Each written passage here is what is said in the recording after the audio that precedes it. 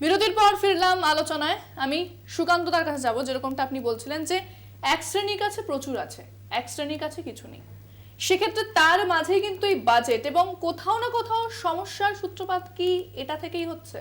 শুনুন, একটা ছোট্ট কথা বলি। এই যে আমি গোড়াতে বলেছিলাম, আশিসবাবু ওখানে একটা বললেন যে চাহিদা তৈরি করতে হবে, হ্যাঁ, নাহলে কলকারখানা বাড়বে না। এখন এই অক্সফ্যামের রিপোর্টেই একটা তথ্য আছে যে 64% জিএসটি এসছে ভারতের তলার 50% লোকের থেকে, আর ওপরের ইনকামের বিচারে, আর ওপরের 10% লোকের কাছ থেকে এসছে 3% জিএসটি। ফলে বোঝা যাচ্ছে যে কারা বাজারে কেনাকাটা বেশি করে, খুব স্বাভাবিক। হ্যাঁ, বাজারে কেনাকাটা বেশি করে গরিব লোকেরা। ফলে গরিব লোকেদের হাতে টাকা না গেলে আপনার বাজারে কেনাকাটা বাড়বে না, চাহিদা বাড়বে না। ফলে অর্থনীতির এই বেকারত্বের সমাধান বলুন, বৃদ্ধি বলুন, এটা করার উপায় হচ্ছে গরিব লোকের হাতে টাকা দেয়। এখন আপনি বলবেন যে টাকা কোথা থেকে আসবে, টাকা কিন্তু আছে, এ নিয়ে অনেক চর্চা হয়েছে, হবে, কিন্তু বাজেটে আমার এই প্রত্যাশা নেই এবং এই সরকার এটা করবে বলে আমি মনে করি। ধরুন একটা ছোট্ট উদাহরণ, এই যে উনি বলছিলেন সুপার রিচদের কাছে ট্যাক্স বসানো, একটা ছোট্ট উদাহরণ। এই মুহূর্তে সব থেকে ধনী যে 100 জন ভারতীয়, তাদের হাতে 54 লক্ষ কোটি টাকা আছে, তাদের সম্পদের পরিমাণ। পৃথিবীর অনেক দেশে উত্তরাধিকার কর আছে। আপনার সম্পত্তি যদি আপনার ছেলেকে ট্রান্সফার করতে হয়, তাহলে আপনাকে একটা, আমেরিকাতেও আছে, একটা হিউজ অ্যামাউন্ট টাকা সরকার নিয়ে নেবে। তা আমাদের দেশে চালু করা যায় না? চায় তো। যে ধরুন আমরা ঠিক করলাম, সরকার ঠিক করলেন যে 100 কোটি টাকার ওপর যার সম্পত্তি আছে, তার সম্পদ যখন ট্রান্সফার হবে টু দ্য নেক্সট জেনারেশন, তার একটা অংশ সরকার ট্যাক্স হিসেবে নেবে। মনে রাখুন, যিনি রোজগার করেছেন, সম্পদটা যিনি তৈরি করেছেন, তাকে কিন্তু ট্যাক্স দিতে হচ্ছে না। যখন তিনি ট্রান্সফার করছেন, তার ছেলের কাছে সম্পদটা যাচ্ছে, ছেলে তো আর সেই সম্পদটা তৈরি করেনি, সে উত্তরাধিকার সূত্রে পাচ্ছে। ফলে এই যুক্তি খাটে না যে এটা তার অর্জিত সম্পদ। অর্জিত সম্পদ যার, তার জন্য মাঝে থাকলো, তার থেকে যখন পরের স্টেজে যাবে, একটা সিম্পল এস্টিমেট, কয়েক বছর আগে একটা রিপোর্টে দেখেছিলাম যে ধরুন ভারতে এই যে 100 জন মানুষ, ধরে নেওয়া যায় তারা 50 সবাই প্রায় আগামী 30 বছরে তারা সবাই তাদের ট্রান্সফার করবেন তাদের সম্পত্তি। সিম্পল যদি 20% ট্যাক্স বসানো যায়, ভাবুন যে ভারত সরকার কত টাকা রাজস্ব আয় করতে পারে। এমন নয় অন্য দেশে নেই, আমেরিকাতে আছে। এমনি এমনি Bill Gates, Melinda Gates foundation হয় না। হ্যাঁ, আর এই যে ধরুন ইনকাম ট্যাক্স সর্বোচ্চ হার কত ভারতে? 30%। কর্পোরেট ইনকাম ট্যাক্সে কত সর্বোচ্চ হার? 22%। কে বেশি ট্যাক্স দেয়? আমি। আম্বানিজির থেকে আমি বেশি হারে ট্যাক্স দিই। কেন? তাহলে আপনি এবার, এটা তো খুব স্বাভাবিক যে যার সম্পদের পরিমাণ যত বেশি, তিনি অনেক বেশি বিভিন্ন ফর্মে সম্পদ সঞ্চয় করবেন। যার সম্পদ অত নেই, তিনি খরচ করবেন বাজারে অনেক বেশি, তার আয়ের অনেক বেশি অংশ বাজারে খরচ হয়। ফলে আমাদের দেশে যেটা হচ্ছে, যেহেতু সম্পদটা ক্রমশ কুক্ষিগত হয়ে যাচ্ছে খুব ছোট একটা অংশের হাতে, তারা তাদের সম্পদটা বিনিয়োগ করছেন ঠিক, কিন্তু সঞ্চয় যেটা, সেটা বিনিয়োগ করছেন। কিন্তু মুশকিলটা হচ্ছে যে যদি সেই সঙ্গে চাহিদা সমানভাবে না বাড়ে, তাহলে বিনিয়োগটা তো আর উৎপাদনে রূপান্তরিত হবে না। ফলে বিনিয়োগটা হচ্ছে শেয়ার বাজারে। আপনি দেখবেন অদ্ভুত একটা ব্যাপার, আমাদের শেয়ার প্রাইস বাড়তে থাকে, অন্যদিকে দেশে বেকারত্ব বাড়তে থাকে, দারিদ্র বাড়তে থাকে। পৃথিবীর সব থেকে বেশি দরিদ্র মানুষ ভারতে বাস করে, 23 কোটি। আর এই রাষ্ট্রপতি ভাষণে বলছেন যে আমরা তৃতীয় বৃহৎ অর্থনীতি। এর মানেটা কি? এ তো হাস্যকর ব্যাপার। ফলে সরকার যদি এগুলো না ভাবেন, আমার সত্যি কথা বলতে এই সরকারের কোনো প্রত্যাশা নেই। কিন্তু আমি যেটা মনে করি, এই আলোচনা বা যে কোনো আলোচনায় এই কথাগুলো একটু মানুষের কাছে যাওয়া দরকার, যাতে আমাদের রাজনীতিবিদরা অন্তত এই কথাগুলো বলেন। কেউ বলেনই না। এইটাই মানে আমার মূল বলার কথা, যে বৈষম্য শুধু যে বৈষম্যের জন্য খারাপ হচ্ছে তা নয়, দেশের অর্থনীতিকেও আটকে রাখছে, টেনে আটকে রাখছে। সে আপনি অর্থনৈতিক বৃদ্ধি বলুন, বেকারত্ব বলুন, দারিদ্র কমা বলুন, সমস্ত কিছুকে আটকে রাখছে এই একটা ভীষণ ভয়ঙ্কর বৈষম্য। এবং সরকার সে ব্যাপারে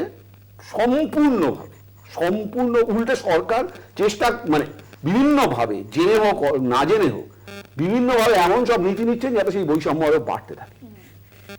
আমি আশিসের কাছে আসবো। আশিসদা, লোকসভা নির্বাচনের আগে এটাই হচ্ছে সরকারের পূর্ণাঙ্গ বাজেট পেশ করবে সরকার। সেক্ষেত্রে আমরা যদি দেখি চলতি বছরে বিধানসভা নির্বাচন আছে কয়েকটা রাজ্যে, সেক্ষেত্রে এবারও কি ভোটমুখী বাজেট? কোথাও একটা মানুষকে একটা একাংশের মানুষকে খুশি করার জন্য কিছু থাকতে পারে? দেখুন, আমরা তো চাই মানুষকে খুশি করার বাজেট হোক, তাতে যদি রুলিং পার্টি ভোট পায় সেটা তো কিছু করার নেই। সুতরাং ভোটমুখী বাজেট বলতে যদি হয় যে মানুষমুখী বাজেট, সেটা তো স্বাগত। সুতরাং ভোটমুখী বাজেট মানেই সেটা যে খারাপ সেটা বলছি না। আমরা বলছি যে কেবলমাত্র ভোটের জন্য রাজনৈতিক অঙ্ক কষে জাতীয় সম্পদকে নষ্ট করার মতো যদি বাজেট হয় তাহলে সেটার প্রতিবাদ আমরা করব। সেটা কি হবে আমাদের দেখতে হবে। কিন্তু এটা ঠিক যে 2023 সালে যদি জম্মু কাশ্মীরে নির্বাচন হয় তাহলে এই ত্রিপুরার থেকে শুরু হচ্ছে 10টা রাজ্য বিধানসভা নির্বাচন। এই ঢাক বাজা শেষ হওয়ার সঙ্গে সঙ্গেই আবার নতুন ঢাক বাজা শুরু হবে লোকসভা নির্বাচনের, এবং 2024 সালে পূর্ণাঙ্গ বাজেট সম্ভবত পেশ করা যাবে না। আন্ডার নর্মাল সার্কামস্ট্যান্সেস পেশ করার কথা নয়, ভোট অন অ্যাকাউন্ট হবে। সুতরাং এটাই পূর্ণাঙ্গ বাজেট। ইন্দ্রাণী, তুমি ঠিকই বলেছ। সেই জন্য অবশ্যই নির্মলা সীতারামন যখন তার অঙ্কটা কষছিলেন মাস্টারমশাই নরেন্দ্র মোদীর ঘরে বসে, তখন এই ভোটের অঙ্ক তাকে মোদীমশাই নিশ্চয়ই ভালো করে করিয়েছেন। একেবারে। আমি মহলাদির কাছে আসবো যে এবারের বাজেটে কোনোভাবে কি নতুন চমক কোনো ট্যাক্স সিস্টেমে দেখা যেতে পারে বা শুল্ক ব্যবস্থার উপর? আমার তো ঠিক সেরকম মনে হয় না, অন্তত সেরকম কোনো ইন্ডিকেশন এখনো পর্যন্ত পাওয়া যায়নি। আর এখন ওই যে বললাম যে এইসব নিয়ে এখন বাজেটে চমক দেবার জায়গাটা একটু কমে গেছে। আগে ছিল কিন্তু এখন কমে গেছে, নানান কারণে এটা কমে গেছে। অতএব সেটা আমি একেবারেই আশা করি না যে এতে কোনো চমক বলে কিছু থাকবে। আপনি যেভাবে বলছেন যে হঠাৎ একটা নতুন কিছু যেটার জন্য কোনো প্রত্যাশা ছিল না, এখন কিন্তু ঠিক সেইভাবে হয় না। সেভাবে হয় না, কেউ সেটা দিতেও পারেন বা করতেও পারেন না আর কি, কোনো জায়গাতেই হয় না।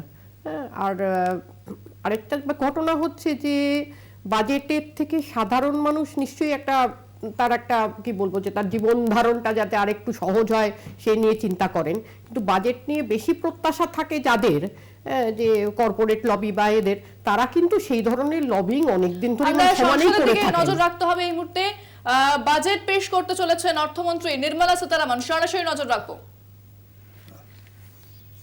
আমাদের শেষ তো, এবার তো বাজেট হবে।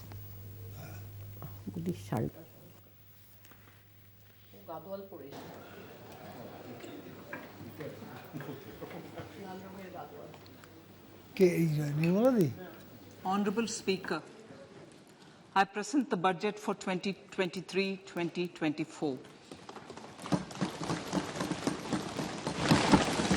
This is the first budget in Amrit Kal. This budget hopes to build on the foundation laid in the previous budget and the blueprint drawn for India at 100.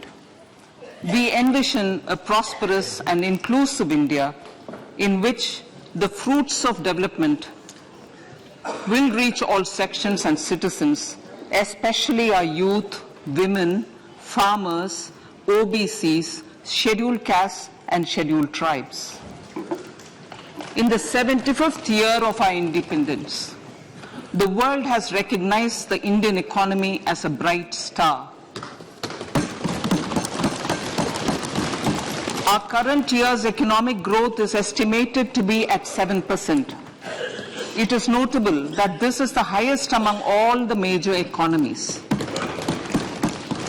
This is in spite of the massive slowdown globally caused by COVID-19 and the war. The Indian economy is therefore on the right track, and despite a time of challenges, heading towards a bright future. Today, as Indians stand with their head held high and the world appreciates India's achievements and successes, we are sure that elders who had fought for India's independence will with joy bless us in our endeavors going forward as well. Our focus on wide-ranging reforms and sound policies implemented through Sabka Prayas resulting in Jan Bhagidari and targeted support to those in need, helped us perform well in trying times. India's rising global profile is because of the several accomplishments. Unique world-class digital public infrastructure, example, Aadhaar, CoWIN and UPI. COVID vaccination drive in unparalleled scale and speed. Proactive role in frontier areas such as achieving the climate-related goals, Mission Life and National Hydrogen Mission. During the COVID-19 pandemic, we ensured that no one goes to bed hungry with a scheme to supply free food grains to over 80 crore persons for 28 months. Continuing our commitment to ensure food and nutritional security, we are implementing from 1st January 2023 a scheme to supply free food grain to all Antyodaya and priority households for the next 1 year.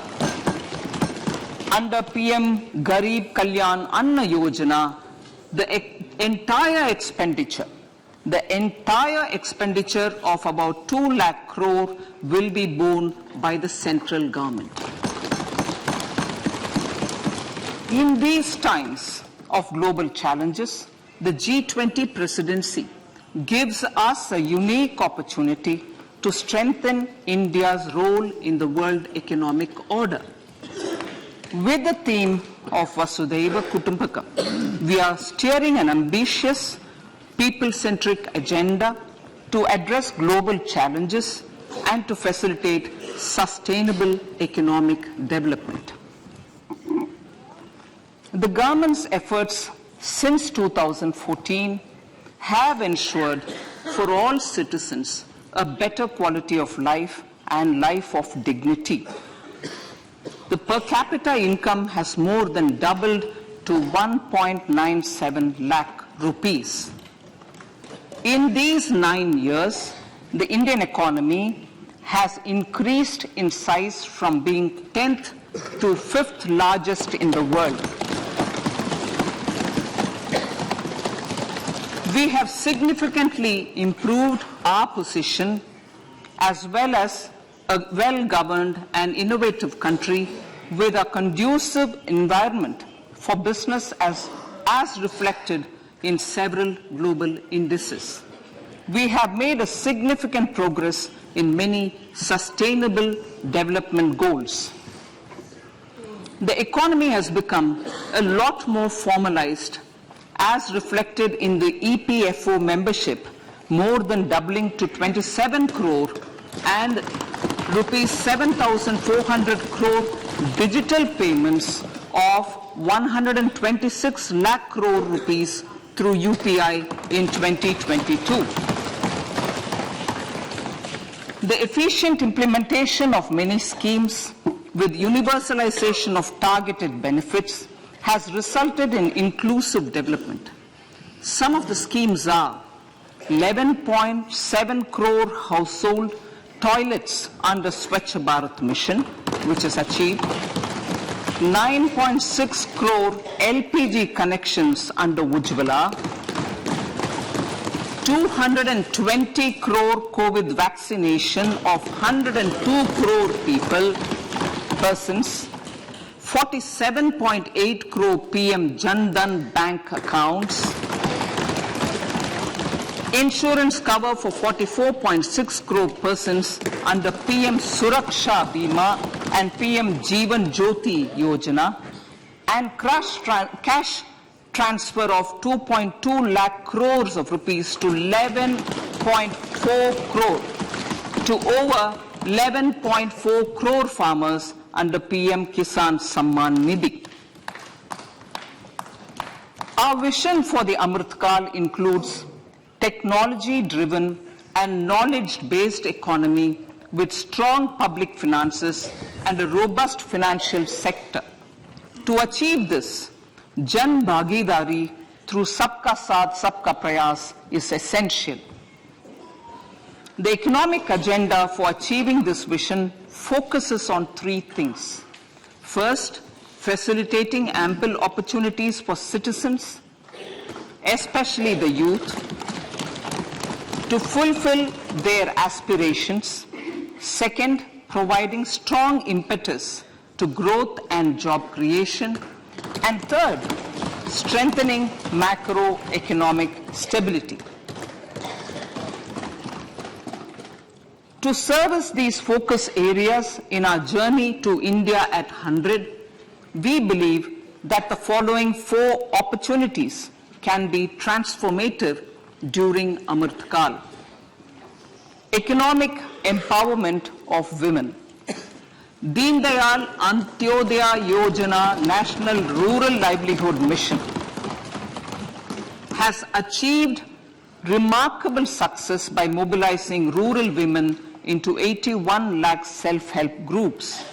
We will enable these groups to reach the next stage of economic empowerment through formation of large producer enterprises or collectives, with each having several thousand members and managed professionally. They will be helped with raw materials supply and for better design, quality, branding and marketing of their products. Through supporting these policies, they will be enabled to scale up their operations to serve the large consumer markets, as has been the case with the several startups growing into unicorns. PM Vishwakarma Kaushal Samman, PM Vikas. For centuries, traditional artisans and craftspeople who work with their hands using tools have brought renown for India. They are generally referred to as Vishwakarma. The art and the handicraft created by them represents the true spirit of Atmanirbhar Bharat.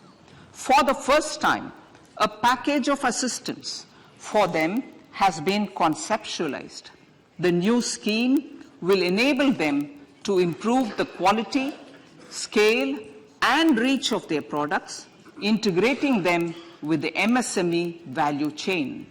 The components of this scheme will include not only financial support, but also access to advanced skill training, knowledge of modern digital techniques, and efficient green technologies, brand promotion, linkage with local and global markets, digital payments, and social security. This will greatly benefit the scheduled castes, scheduled tribes, OBCs, women, and people belonging to the weaker sections. Tourism. The country offers immense attraction for domestic as well as foreign tourists. There is a large potential to be tapped in tourism. The sector holds huge opportunities for jobs and entrepreneurship for youth in particular. Promotion of tourism will be taken up on mission mode with active participation of states, convergence of government programs, and public-private partnerships. Green growth. We are implementing many programs for green fuel, green energy, green farming, green mobility, green buildings, and green equipment, and policies for efficient use of energy across various economic sectors. These green growth efforts help in reducing carbon intensity of the economy and provides for large-scale green job opportunities.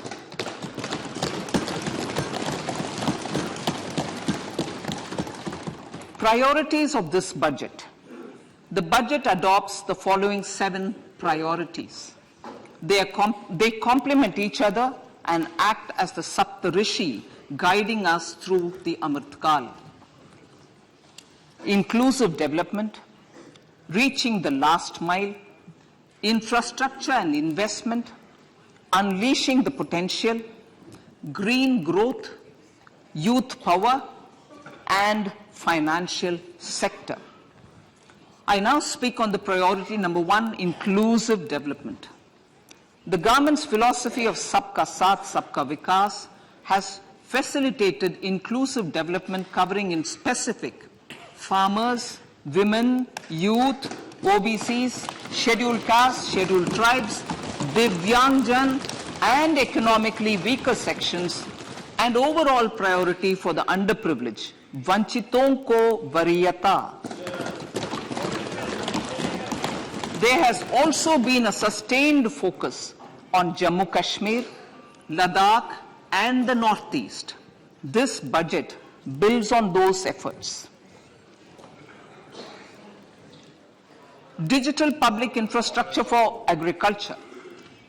Digital public infrastructure for agriculture will be built as an open source, open standard, and interoperable public good.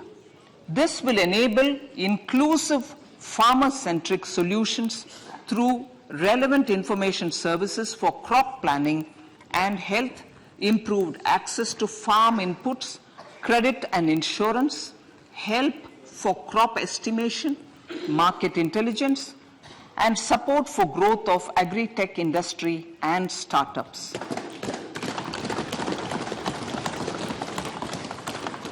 An agriculture accelerator fund. An agriculture accelerator fund will be set up to encourage agri-startups by young entrepreneurs in rural areas. The fund will aim at bringing innovative and affordable solutions for challenges faced by farmers. It will also bring in modern technologies to transform agricultural practices, increase productivity and profitability. To enhance the productivity of extra long staple cotton, we will adopt a cluster-based and value chain approach through public-private partnerships. This will mean collaboration between farmers, state, and industry for input supplies, extension services, and market linkages. We will launch an Atmanirbhar Clean Plant program to boost availability of disease-free, quality planting material for high-value horticultural crops at an outlay of 2,200 crores. Global hub for millets, which are Sri Anna. India is the forefront. India's at the forefront of popularizing millets, whose consumption furthers nutrition, food security, and welfare of farmers, said the Honorable Prime Minister. We are the largest producer and second largest exporter of Sri Anna in the world. We grow several types of Sri Anna, such as Sri Anna Jowar, Sri Anna Ragi, Sri Anna Bajra, Sri Anna Kutu, Ramdana, Kangni, Kutni, Kutki, Kodo, China, and Sama. These have a number of health benefits and have been an integral part of our food for centuries. I acknowledge with pride the huge service done by small farmers in contributing to the health of fellow citizens by growing these Sri Anna. Now, to make India a global hub for Sri Anna, the Indian Institute of Millet Research, ideally Indian Institute of the Sri Anna Research, Hyderabad, will be supported as the center of excellence for sharing best practices, research, and technologies at the international level. The agricultural credit target will be increased to 20 lakh crores with focus on animal husbandry, dairy, and fisheries. We will launch a new sub-scheme of PM Matsya Sampada Yojana, which is an existing scheme, but we'll launch a new sub-scheme with targeted investment of 6,000 crores to further enable activities of fishermen, fish vendors, and micro and small entrepreneurs, improve value chain efficiencies, and expand the market. For farmers, especially small and marginal farmers and other marginalized sections, the government is promoting cooperative-based economic development model. A new Ministry of Cooperation was formed with a mandate to realize the vision of Sahakar Se Samriddhi. To realize this vision, the government has already initiated computerization of 63,000 primary agricultural credit societies with an investment of 2,516 crores. In consultation with all the stakeholders and the states, model bylaws for PACS were formulated, enabling them to become multi-purpose PACS. A national cooperative database is being prepared for countrywide mapping of cooperative societies. With this backdrop, we will implement a plan to set up massive decentralized storage capacity.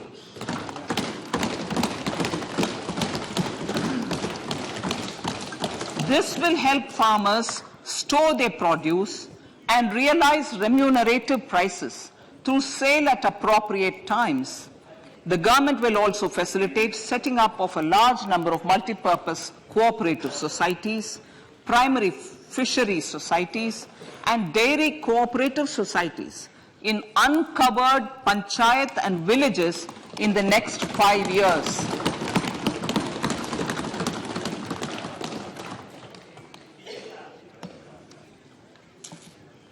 Health, education, and skilling. 157 new nursing colleges will be established in co-location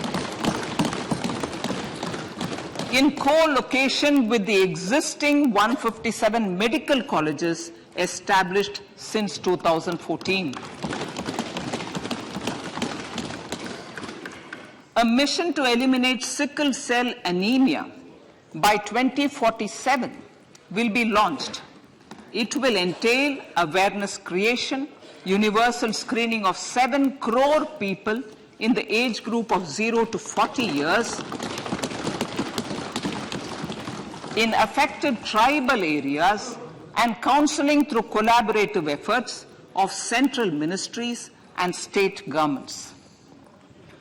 Facilities in select ICMR labs, Indian Council for Medical Research Labs, will be made available for research by public and private medical college faculty and private sector R&D teams for encouraging collaborative research and innovation.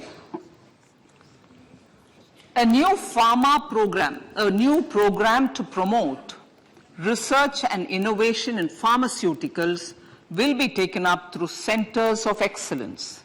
We shall also encourage industry to invest in research and development in specific priority areas.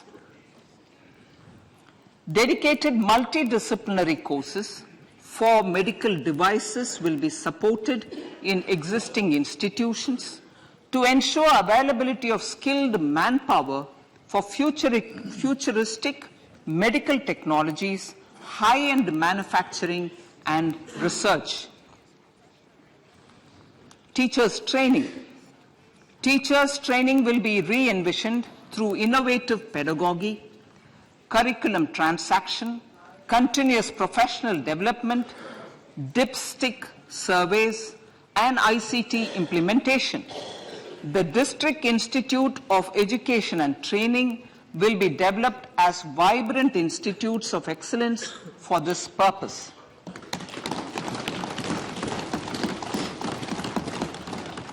National Digital Library for Children and Adolescents. A National Digital Library for Children and Adolescents will be set up for facilitating availability of quality books across geographies, languages, genres, and levels, and device-agnostic accessibility. States will be encouraged to set up physical libraries for them at panchayat and ward levels and provide infrastructure for accessing the national digital library resources. Additionally, to build a culture of reading and to make up for pandemic time learning loss, the National Book Trust, the Children's Book Trust, and other sources will be encouraged to provide and replenish non-curricular titles in regional languages and in English to these physical libraries.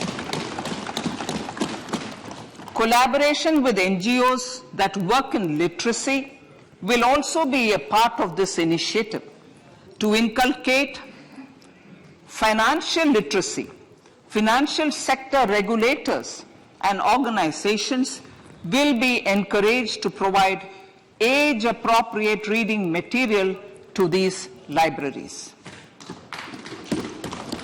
I move to priority 2, reaching the last mile.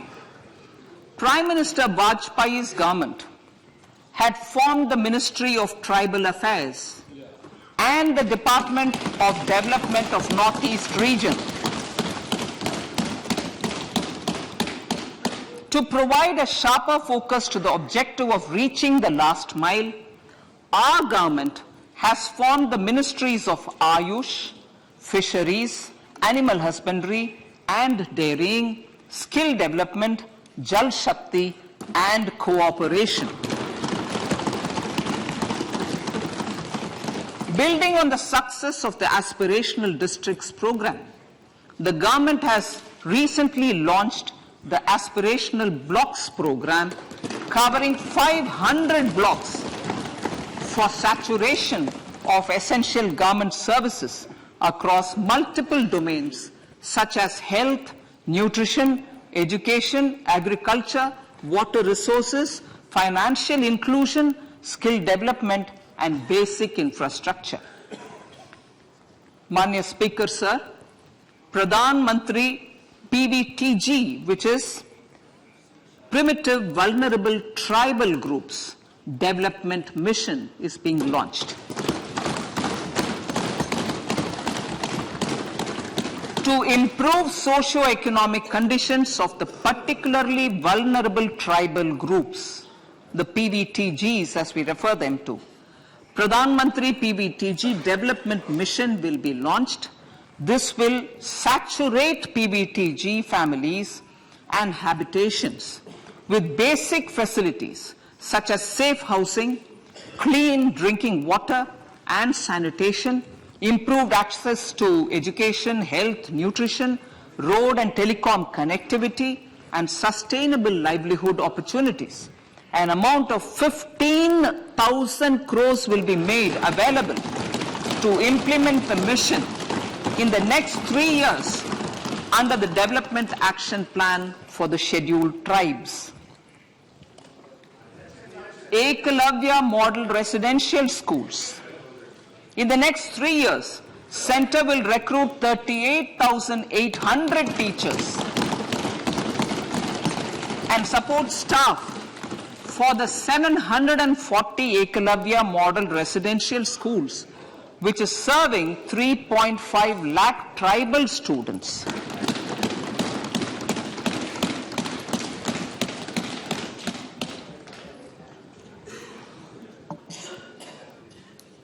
In the drought-prone central regions of Karnataka, central assistance of 5,300 crore will be given to Upper Bhadra project to provide sustainable micro-irrigation and filling up of surface tanks for drinking water. PM Awas Yojana. The outlay for PM Awas Yojana is being enhanced by 66% to over 79,000 crores. Bharat Shared Repository of Inscriptions will be set up in a digital epigraphy museum with digitization of 1 lakh ancient inscriptions in the first stage. support for poor prisoners. For poor persons who are in prisons and unable to afford the penalty or the bail amount, required financial support will be provided. Priority number 3, infrastructure and investment. Investments in infrastructure and productive capacity have a large multiplier impact on growth and employment. After the subdued period of the pandemic, private investments are growing again. The budget takes the lead once again to ramp up the virtuous cycle of investment and job creation. Honorable Speaker, sir, the capital investment outlay is being increased steeply for the 3rd year in a row by 33% to 10 lakh crores, which would be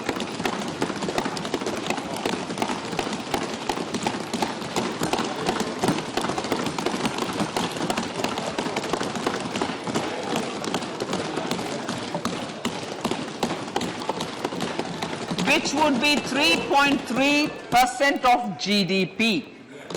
This will almost be 3 times the outlay made in 2019-20.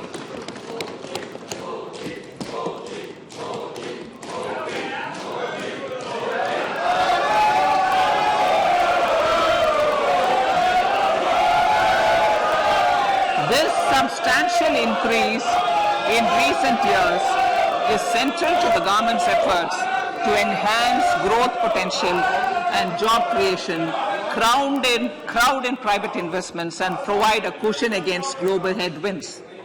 The direct capital investment by the centre is complemented by the provision made for creation of capital assets through grants and aids to state.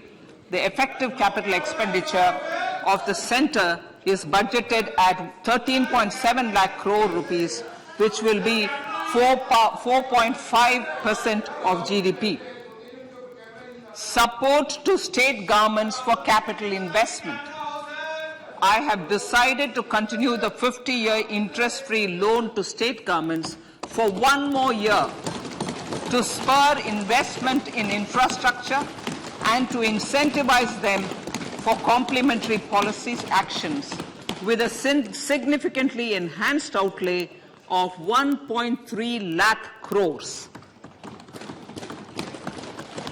The newly established Infrastructure Finance Secretariat will assist all stakeholders for more private investment in infrastructure, including railways, roads, urban infrastructure and power, which are predominantly depend on public resources. The harmonized master list of infrastructure will be reviewed by an expert committee for recommending the classification and financing framework suitable for Amartkal.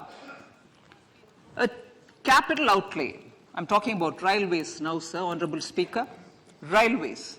A capital outlay of 2.40 lakh crores has been provided for the railways.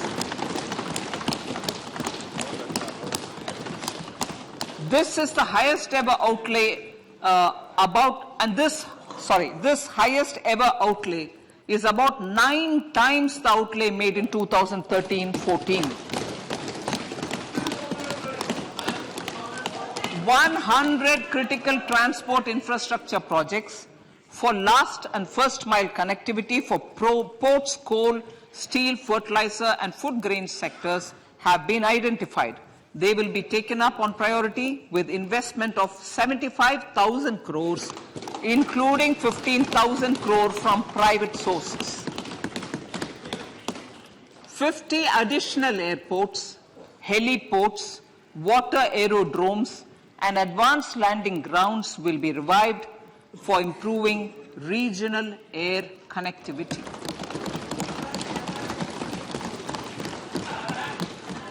Sustainable cities for tomorrow.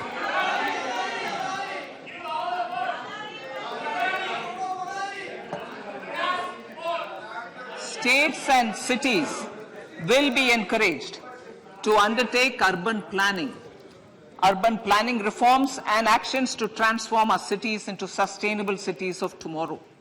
This means efficient use of land resources, adequate resources for urban infrastructure, transit-oriented development, enhanced availability and affordability of urban land and opportunities for all. Through property tax governance reforms and ring-fencing user charges on urban infrastructure, cities will be incentivized to improve their creditworthiness for municipal bonds. Like the RIDF, an Urban Infrastructure Development Fund will be established through use of priority sector lending shortfall. This will be managed by the National Housing Bank and will be used by public agencies to create urban infrastructure in Tier 2 and Tier 3 cities.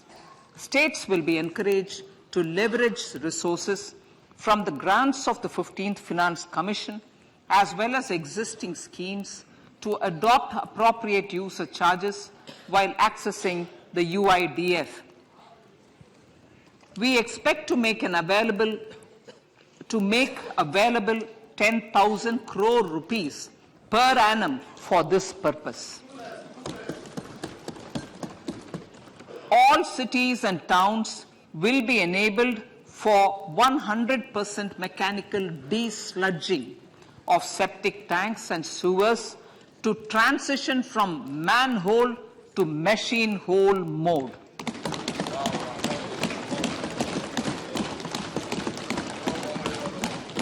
Enhanced focus will be provided for scientific management of dry and wet waste. Honorable Speaker, sir, our Prime Minister had said, good governance is the key to a nation's progress. Our government is committed to providing a transparent and accountable administration which works for the betterment and welfare of common citizens. Mission Karma Yogi. Under Mission Karma Yogi, centre, states and the union territories are making and implementing capacity building plans for civil servants. The government has also launched an integrated online training platform, I Got Karma Yogi, to provide continuous learning opportunities for lakhs of government employees to upgrade their skills and facilitate people-centric approach. Sir, for enhancing ease of doing business, more than 39,000 compliances have been reduced and more than 3,400 legal provisions have been decriminalized. For furthering the trust-based governance, we have introduced the Jan Vishwas Bill to amend 42 central acts. This budget proposes a series of measures to unleash the potential of our economy. Centers of Excellence for Artificial Intelligence. For realizing the vision of Make AI in India and Make AI Work for India, 3 centers of excellence for artificial intelligence will be set up in top educational institutions. Leading industry players will partner in conducting interdisciplinary research, develop cutting-edge applications, and scalable problem solutions in the areas of agriculture, health, and sustainable cities. This will galvanize an effective AI ecosystem and nurture quality human resources in the field. National Data Governance Policy. To unleash innovation and research by startups and academia, a national data governance policy will be brought out. This will enable access to anonymized data. The KYC process will be simplified, adopting a risk-based instead of one-size-fits-all approach. The financial sector regulators will also be encouraged to have a KYC system fully amenable to meet the needs of digital India. One-stop solution for identity and address updating. A one-stop solution for reconciliation and updating of identity and address of individuals maintained by various government agencies, regulators, and regulated entities will be established using DigiLocker service and Aadhaar as foundational identity. Speaker, sir, common business identifier for the business establishments required to have a permanent account number. The PAN will be used as the common identifier for all digital systems of specified government agencies. This will bring ease of doing business, and it will be facilitated through a legal mandate. For obviating the need for separate submission of same information to different government agencies, a system of unified filing process will be set up. Such filing of information or return in simplified forms on a common portal will be shared with other agencies as per the filer's choice. Vivad se Vishwas 1, relief for MSMEs. In cases of failure by MSMEs to execute contracts during the COVID period, 95% of the forfeited amount relating to the bid or performance security will be returned to them by government and government undertakings. This will provide relief to the MSMEs.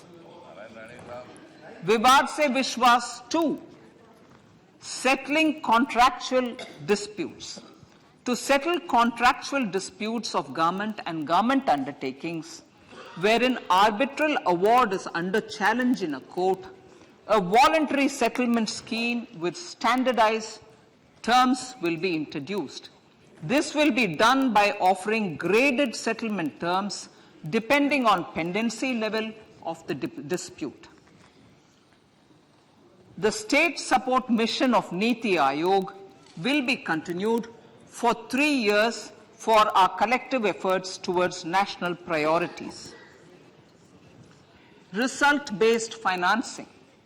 To better allocate scarce resources for competing development needs, the financing of select schemes will be changed on a pilot basis from input-based to result-based. E-courts.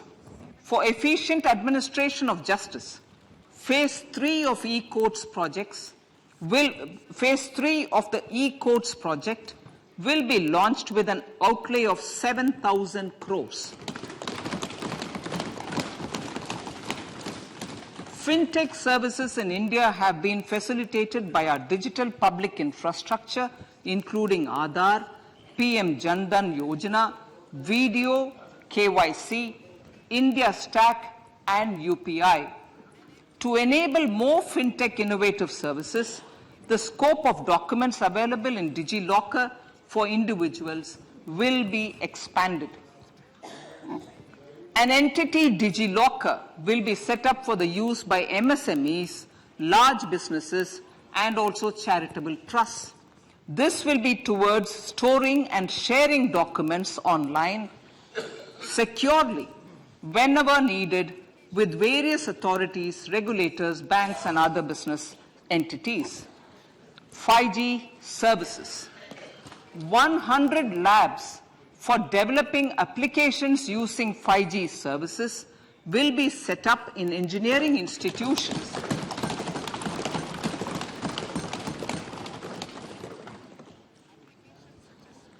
To realize a new range of opportunities, business models, and employment potential, the labs will cover, among others, applications such as smart classrooms, precision farming, intelligent transport systems, and healthcare applications.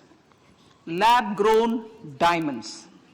Lab-grown diamonds is a technology and innovation-driven emerging sector with high employment potential. These environment-friendly diamonds, which have optically and chemically the same properties as natural diamonds. To encourage indigenous production of LGD, lab-grown diamond seeds and machines, and to reduce import dependency, a research and development grant will be provided to one of the IITs for 5 years. To reduce the cost of production, a proposal to review the custom duty on LGD seeds will be indicated in Part B of the speech. I come to the fifth priority, Honorable Speaker, sir, green growth. Honorable Prime Minister has given a vision for life or lifestyle for environment to spur a movement of environmentally conscious lifestyle. India is moving forward firmly for the Panchamrit, the net zero carbon emission by 2070 to usher in green industrial and economic transition. This budget builds on our focus on green growth. The recently launched National Green Hydrogen Mission, with an outlay of 19,700 crores, will facilitate transition of the economy to low carbon intensity, reduce dependence on fossil fuel imports, and make the country assume technology and market leadership in this sunrise sector. Our target is to reach an annual production of 5 MMT by 2030. Energy transition. This budget provides for 35,000 crores for priority capital investment towards energy transition and net zero objectives and energy security by Ministry of Petroleum and Natural Gas.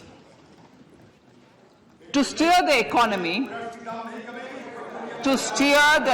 on sustainable development path, battery energy storage systems with capacity of 4,000 MWH will be supported with viability gap funding. A detailed framework for pumped storage projects will also be formulated. Renewable energy evacuation. The interstate transmission system for evacuation and grid integration of 13 gigawatt renewable energy from Ladakh will be constructed with investment of 20,700 crores, including central support of 8,300 crores. Green credit program. For encouraging behavioral change, a green credit program will be notified under the Environment Protection Act. This will incentivize environmentally sustainable and responsive actions by companies, individuals, and local bodies, and help mobilize additional resources for such activities. PM Program for Restoration, Awareness, Nourishment, and Amelioration of Mother Earth, PM Pranam, will be launched to incentivize states and union territories to promote alternative fertilizers and balanced use of chemical fertilizers. Go Bardhan scheme. 500 new waste to wealth plants under Go Bardhan, galvanizing organic bio-agro resources done. Go Bardhan scheme will be established for promoting circular economy. These will include 200 compressed biogas plants, including 75 plants in urban areas, and 300 community or cluster-based plants at a total investment of 10,000 crores.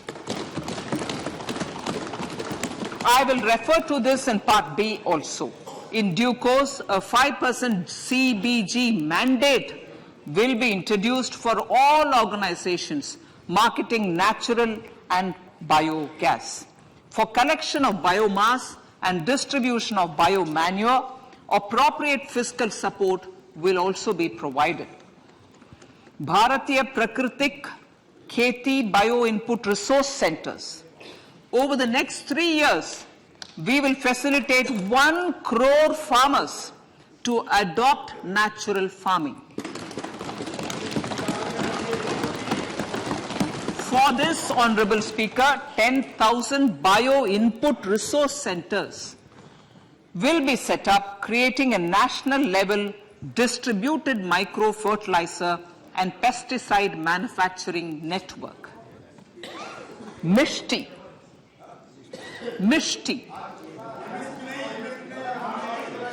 Building on India's success in afforestation, mangrove initiative for shoreline habitats and tangible incomes, Mishti, will be taken up for mangrove plantation along the coastline and on salt pan lands wherever feasible through convergence between Manrega, Campa Fund and other sources. Amrit Dharohar. Wetlands are vital ecosystems which sustain biological diversity. In his latest Mann Ki Baat, the Prime Minister said, now, I quote, now the total number of Ramsar sites in our country has increased to 75, whereas before 2014, there were only 26, unquote. Local communities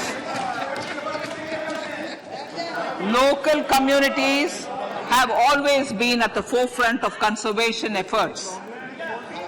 The government will promote their unique conservation values through Amrit Dharohar, a scheme that will be implemented over the next 3 years to encourage optimal use of wetlands and enhance biodiversity, carbon stock, ecotourism opportunities, and income generation for local communities.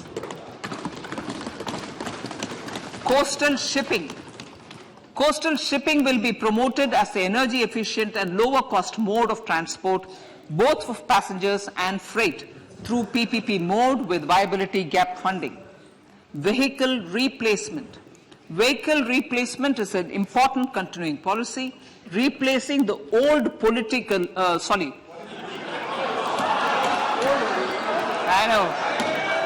replacing, absolutely, thank you. Replacing old polluting vehicles. Maybe applicable, right? Replacing old polluting vehicles is an important part of greening our economy. In furtherance of the vehicle scrapping policy mentioned in Budget 21-22, I have allocated adequate funds to scrap old vehicles of the central government. States will also be supported in replacing old vehicles and old state ambulances. Honorable Speaker, sir, I move to priority 6, youth power. To empower our youth and help the Amrit PD realize their dreams, we have formulated the National Education Policy, which is very wide in its scope, but one of the things is also to focus on skilling, adopted economic policies that facilitate job creation at scale and have supported business opportunities. Pradhan Mantri Kaushal Vikas Yojana. Pradhan Mantri Kaushal Vikas Yojana 4.0 will be launched to skill lakhs of youth within the next 3 years. On-job training, industry partnership, and alignment of courses with needs of industry will be emphasized. The scheme will also cover new age courses for Industry 4.0 like coding, AI, robotics, mechatronics, IoT, 3D printing, drones, and other soft skills. To skill youth for international opportunities, 30 Skill India international centers will be set up across different states. The digital ecosystem for skilling will be further expanded with the launch of a unified Skill India digital platform for enabling demand-based formal skilling, linking with employers including MSMEs, and facilitating access to entrepreneurship schemes. To provide stipend support to 47 lakh youths in 3 years, direct benefit transfer under a pan-India national apprenticeship promotion scheme will be rolled out. Tourism. Honorable Speaker, sir, with an integrated and innovative approach, at least 50 destinations will be selected through challenge mode. In addition to aspects such as physical connectivity, virtual connectivity, tourist guides, high standards for food streets, and tourist security, all the relevant aspects would be made available on an app to enhance tourist experience. Every destination would be developed as a complete package.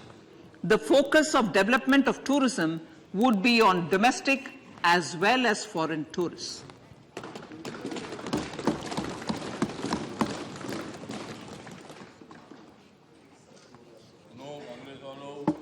Sector-specific skilling and entrepreneurship development will be dovetailed to achieve the objectives of Dekho Apna Desh initiative. This was launched as an appeal by the Honorable Prime Minister to the middle class to prefer domestic tourism over international tourism. The integrated development of theme-based tourist circuits, the Swadesh Darshan scheme, was also launched. Under the Vibrant Villages program, tourism infrastructure and amenities will be facilitated in border villages. Unity Mall. States will be encouraged to set up a Unity Mall in their state capital or most prominent tourism center or the financial capital for promotion and sale of their one district, one product and GI products and other handicraft products, and for providing space for such products of all other states as well. Sir, priority number 7, financial sector. Our reforms in the financial sector and innovative use of technology have led to financial inclusion at scale, better and faster service delivery, ease of access to credit, and participation in financial markets. This budget proposes to further these measures. Credit guarantee for MSMEs. Last year, I proposed revamping of the credit guarantee scheme for the MSMEs.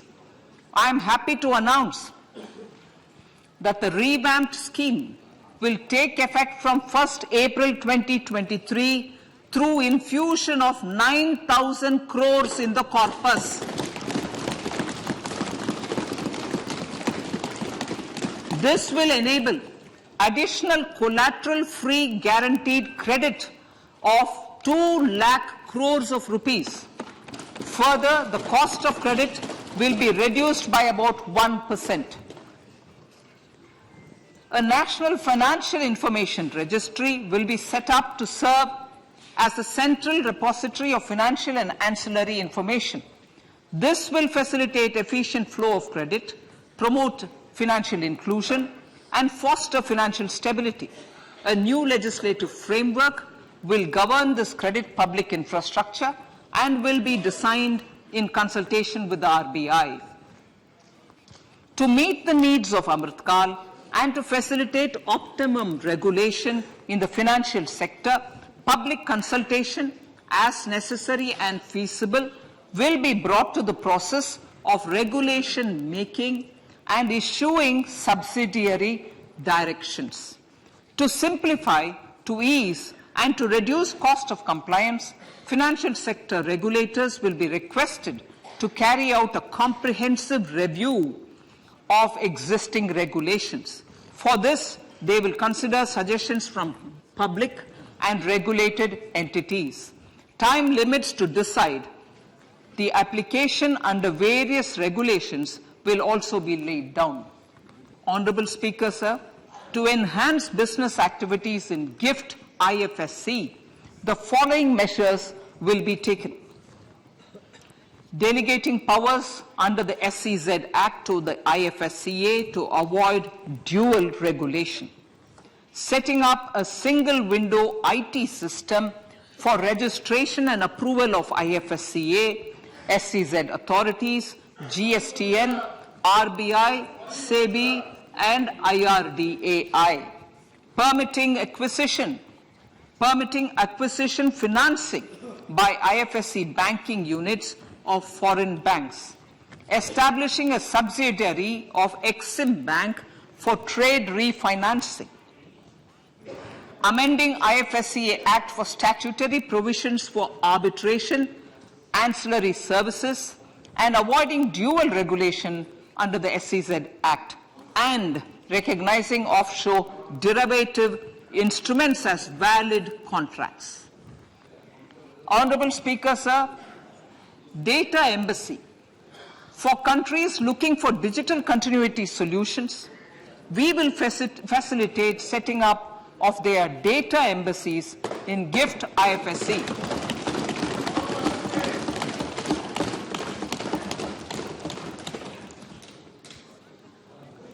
Improving governance and investor protection in banking sector.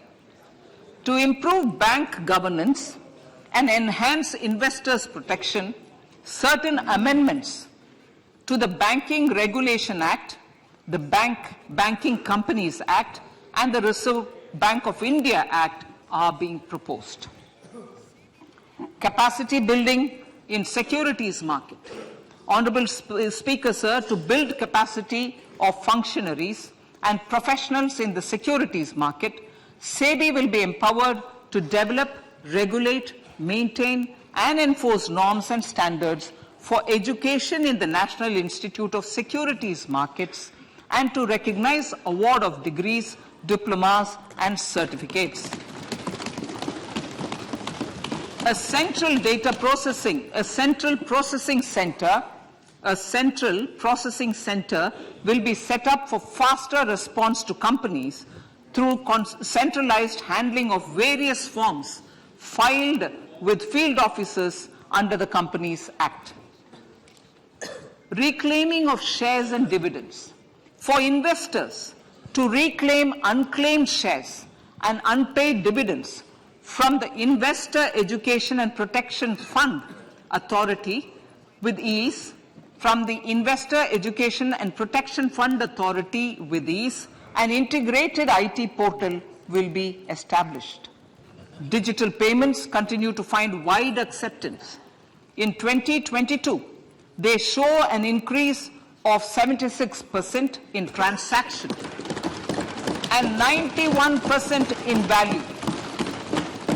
Fiscal support for this digital public infrastructure will continue in 2023-2024.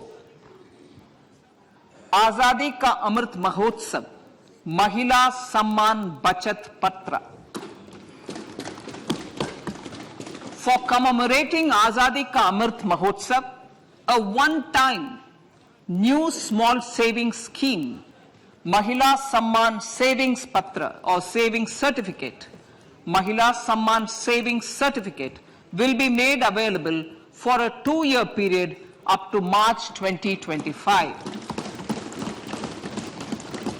This will offer deposit facility up to 2 lakh in the name of a woman or girls for a tenure of 2 years at fixed interest rate of 7.5% with partial withdrawal option.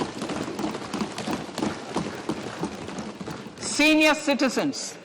The maximum deposit limit for senior citizens savings scheme will be enhanced from 15 lakh to 30 lakhs of rupees. the maximum deposit limit for monthly income account scheme will be enhanced from 4.5 lakh to 9 lakh for single account and from 9 lakh to 15 lakh for joint account. Honorable Speaker, sir, fiscal management.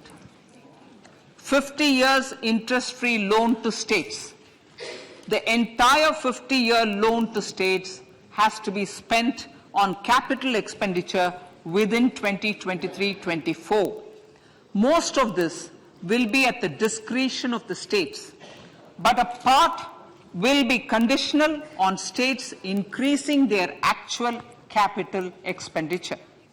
Parts of the outlay will also be linked to or allocated for the following purposes: scrapping old government vehicles, urban planning reforms and actions, financing reforms in urban local bodies to make them credit-worthy for municipal bonds, housing for police personnel above or as part of the police station, constructing unity malls, children and adolescent libraries and digital infrastructure, and state share of capital expenditure of central schemes.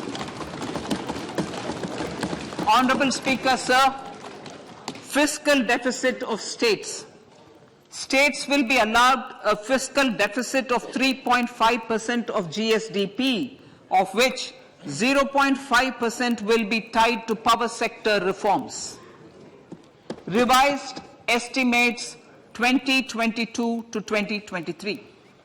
The revised estimate, Honorable Speaker, sir, of the total receipts other than borrowing is 24.3 lakh crores, of which the net tax receipts are 20.9 lakh crores. The revised estimate of the total expenditure is 41.9 lakh crores of rupees, of which the capital expenditure is about 7.3 lakh crores. The revised estimate of the fiscal deficit is 6.4% of GDP, adhering to the budget estimate. So budget estimates of 2023-24. Coming to 2023-24, the total receipts other than borrowings and the total expenditure are estimated at 27.2 lakh crores and 45 lakh crores respectively. The net tax receipts are estimated at 23.3 lakh crores. The fiscal deficit is estimated to be 5.9% of the GDP. In my budget speech for 21-22, I had announced that we plan to continue the path of fiscal consolidation, reaching a fiscal deficit of below 4.5% by 2025-26, with a fairly steady decline over the period. We have adhered to this path, and I reiterate my intention to bring the fiscal deficit below 4.5% of GDP by 2025-26. To finance the fiscal deficit in 2023-24, the net market borrowings from dated securities are estimated at 11.8 lakh crores. The balance financing is expected to come from small savings and other sources. The gross market borrowings are estimated at 15.43 lakh crores of rupees. Honorable Speaker, sir, I now move to Part B.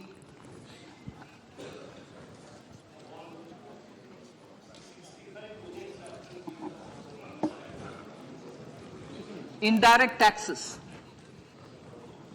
My indirect tax proposals will aim to promote exports, boost domestic manufacturing, enhance domestic value addition, encourage green energy and mobility.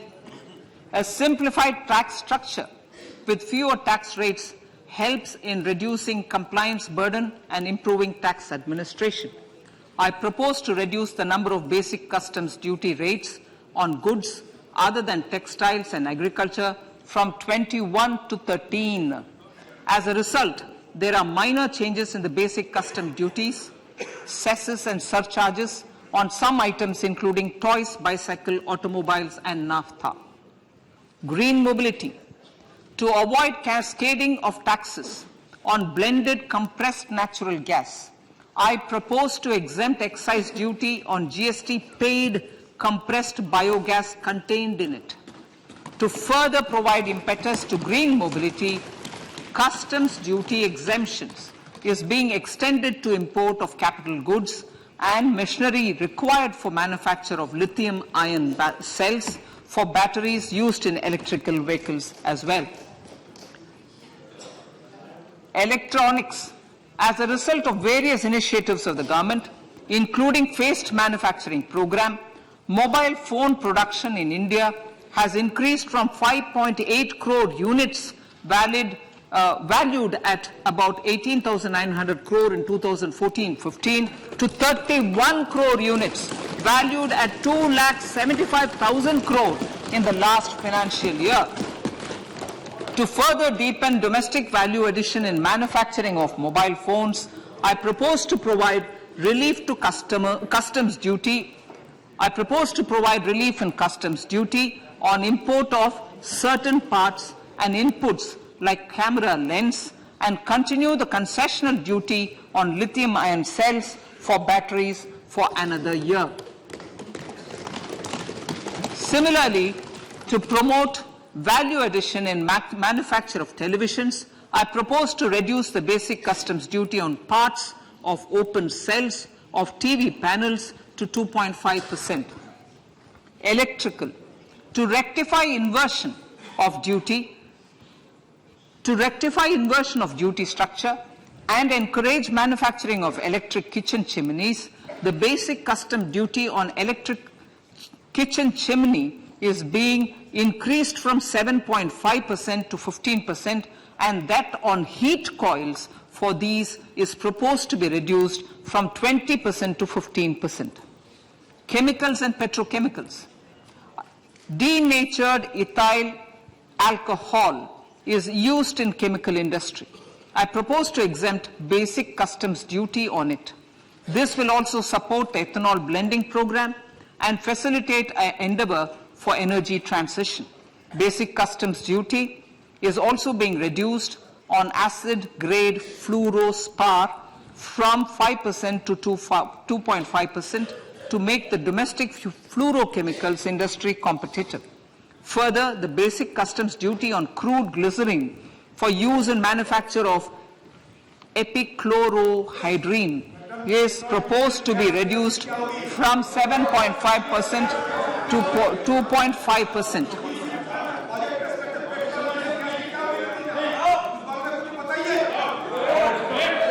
Marine products.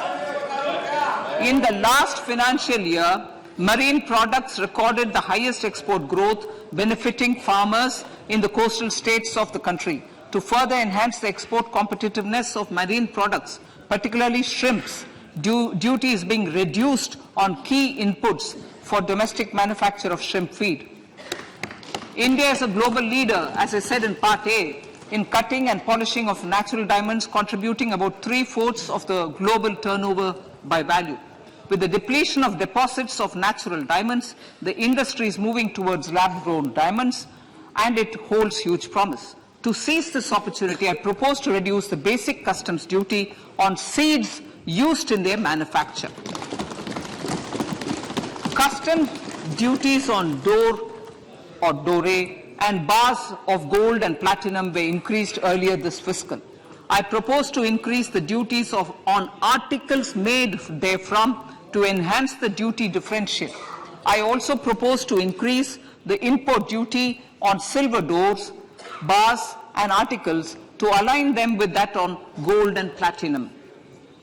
To facilitate availability of raw materials for the steel sector, exemptions from basic custom duty on raw materials for manufacture of CRGO steel, ferrous scrap and nickel cathode is being continued. Similarly, the concessional BCD of 2.5% on copper scrap is also being continued to ensure the availability of raw materials for secondary copper producers who are mainly in the MSME sectors. Compounded rubber. The basic custom duty rate on compounded rubber is being increased from 10% to 25% or 30 kg, whichever is lower, at par with that of natural rubber other than latex, to curb circumvention of duty. Cigarettes. National calamity contingent duty on specified cigarettes was last revised 3 years ago. This is proposed to be revised upwards by about 16%. Direct taxes. I now come to my direct tax proposals. Honorable Speaker, these proposals aim to maintain continuity and stability of taxation, further simplify and rationalize various provisions to reduce the compliance burden, promote the entrepreneurial spirit, and provide tax relief to citizens. It has been constant endeavor of the Income Tax Department to improve taxpayers' services by making compliance easy and smooth.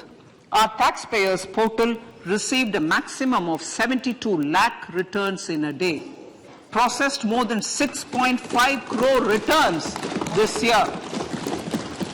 Average processing period reduced from 93 days in financial year 13-14 to 16 days only now. And 45% of the returns were processed within 24 hours. We intend to further improve this, roll out the next generation common IT return form for taxpayer convenience, and also plan to strengthen the grievance redressal mechanism. MSMEs and professionals. MSMEs are growth engines of our economy. Micro enterprises with turnover up to 2 crore of rupees and certain professionals with turnover of up to 50 lakh rupees can avail the benefit of presumptive taxation. I propose to provide enhanced limits of 3 crore and 75 lakh respectively to the taxpayers whose cash receipts are no more than 5%. Whose cash receipts are no more than 5%. Moreover, to support MSMEs in timely receipt of payments, I propose to allow deduction for expenditure incurred on payments made to them only when payment is actually made. Cooperation. Cooperation is a value to be cherished. In realizing our Prime Minister's goal for Sahkar Se Samriddhi and his resolve to connect the spirit of cooperation with the spirit of Amrit Kal, in addition to the measures proposed in Part A, I have a slew of proposals for the cooperation sector. First, new cooperatives that commence manufacturing activities till 2024, 31st March, shall get the benefit of a lower tax rate of 15%, as is presently available to new manufacturing companies. Secondly, I propose to provide an opportunity to sugar cooperatives to claim payments made to sugarcane farmers for the period prior to the assessment year 2016-17 as expenditure. This is expected to provide them a relief of almost 10,000 crores. Thirdly, I am providing a higher limit of 2 lakh per member for cash deposits to loans in cash by primary agricultural cooperative societies and primary cooperative agriculture and rural development banks. I repeat that. Thirdly, I am providing a higher limit of 2 lakh per member for cash deposits to and loans in cash by primary agricultural cooperative societies and primary cooperative agricultural and rural development banks. Similarly, a higher limit of 3 crore for TDS on cash withdrawal is being provided to cooperative societies. Startups.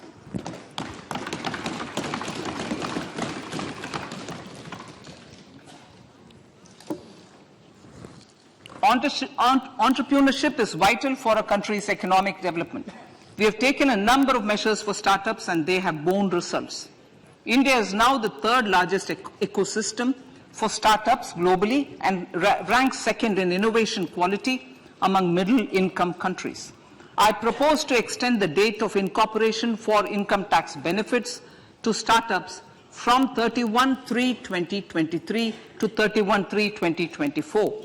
I further propose to provide the benefit of carry forward of losses on change of shareholding of startups from 7 years of incorporation to 10 years.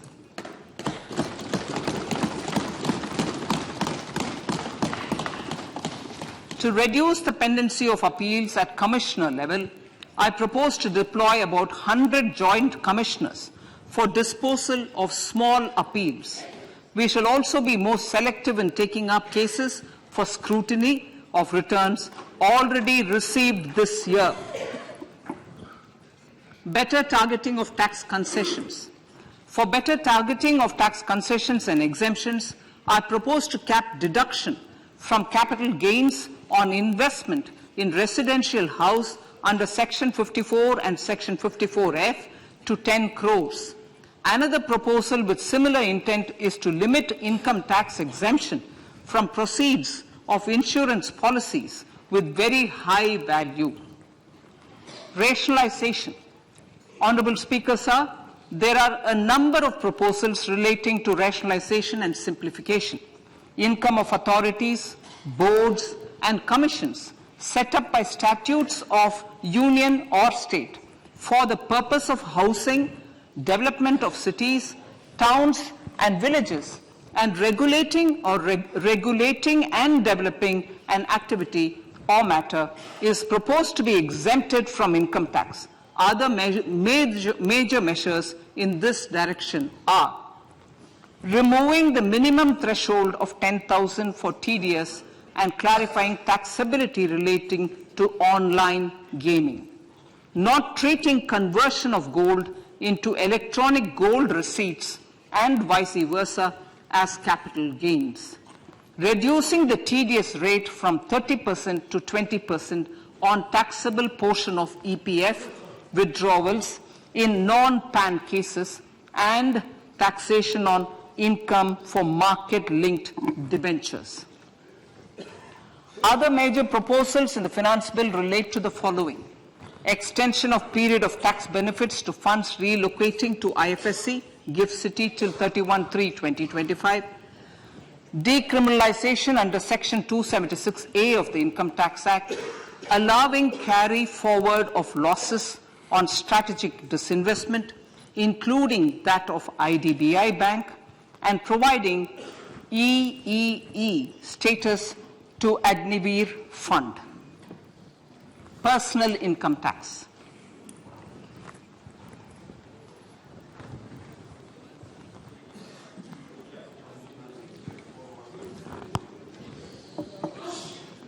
Now I come to what everyone is waiting for. Personal income tax. I have 5 major announcements to make in this regard. These primarily benefit our hard-working middle class. The first one concerns rebate. Currently, those with income up to 5 lakh do not pay any income tax in both old and new regimes. I propose to increase the rebate limit to 7 lakhs in the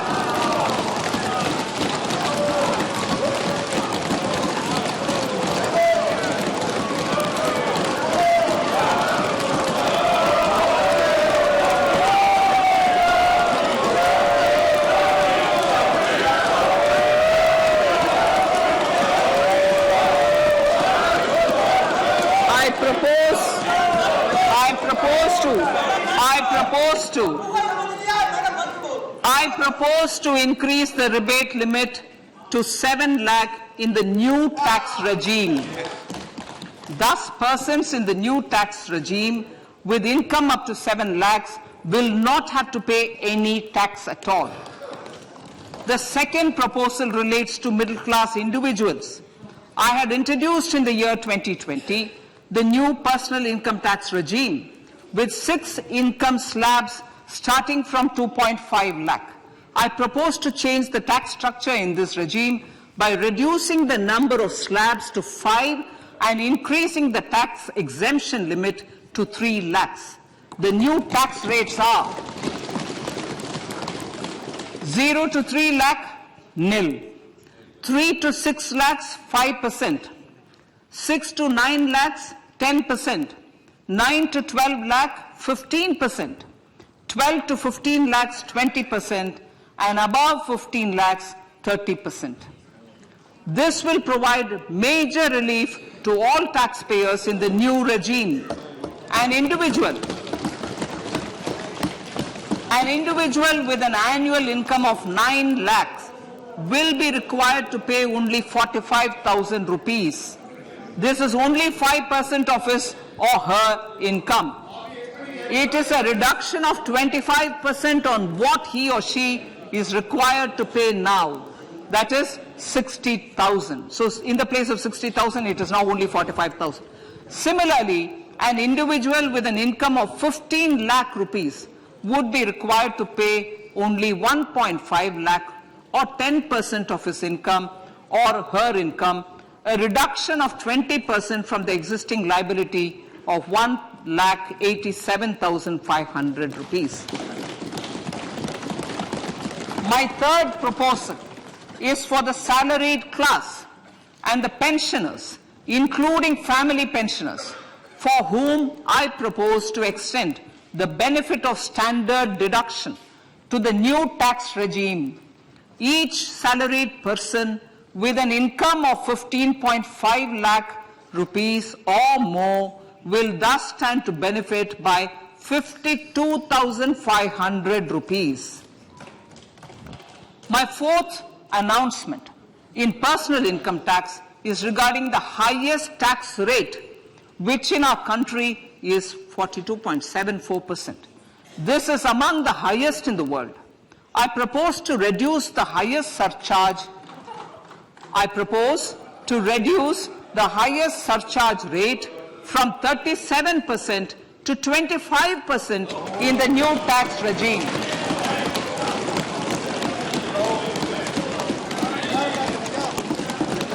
This would result in reduction of the maximum rate.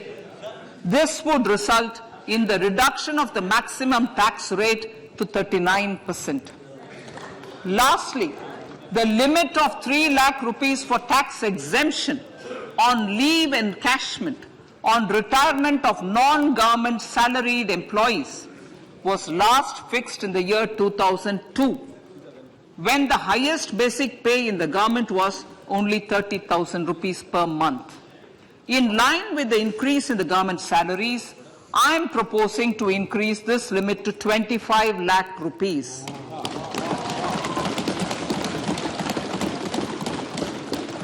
We are also making the new income tax regime as the default tax regime. However, citizens will continue to have the option to avail the benefit of the old tax regime. Apart from these, I am also making some other changes as given in the annexure. As a result of these proposals, revenue of about 38,000 crore to 37,000 crore in direct taxes and rupees 1,000 crore in indirect taxes will be foregone, while revenue of about 3,000 crore will be additionally mobilized. Thus, the total revenue foregone is about 35,000 crores annually. Honorable Speaker, sir, with these words, I commend the budget to this August House.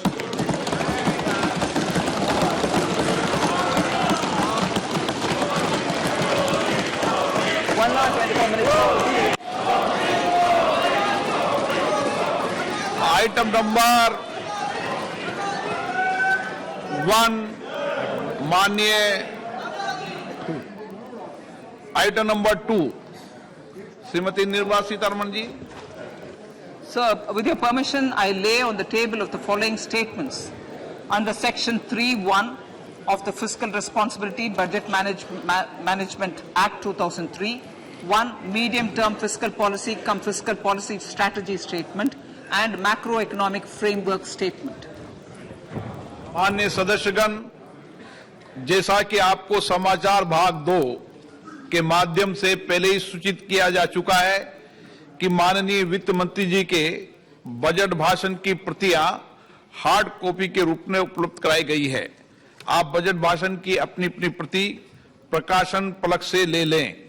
आपको यह भी सूचित किया जाता है कि माननीय मंत्री द्वारा बजट प्रस्तुत किए जाने के पश्चात उसकी प्रतियां आपको मेंबर्स पोर्टल के माध्यम से उपलब्ध करा दी जाएगी। आइटम नंबर 3, माननीय मंत्री जी, वित्त मंत्री जी। Sir, with your permission, I rise to move for leave to introduce the Finance Bill 2023. प्रश्न ये कि विधेयक को पुनर्स्थापित करने की अनुमति प्रदान की जाए। जो सदस्य इसके पक्ष में हाँ कहें, जो सदस्य विरोध में ना कहें। मेरे विचार में निर्णय हाँ वालों के पक्ष में, हाँ वालों के पक्ष में। माननीय मंत्री जी विधेयक को पुनर्स्थापित करें। Sir, I introduce the bill. सभा की कार्रवाई कल गुरुवार दिनांक 2 फरवरी 2023 को प्राप्त 11 बजे तक के लिए स्थगित की जाती है।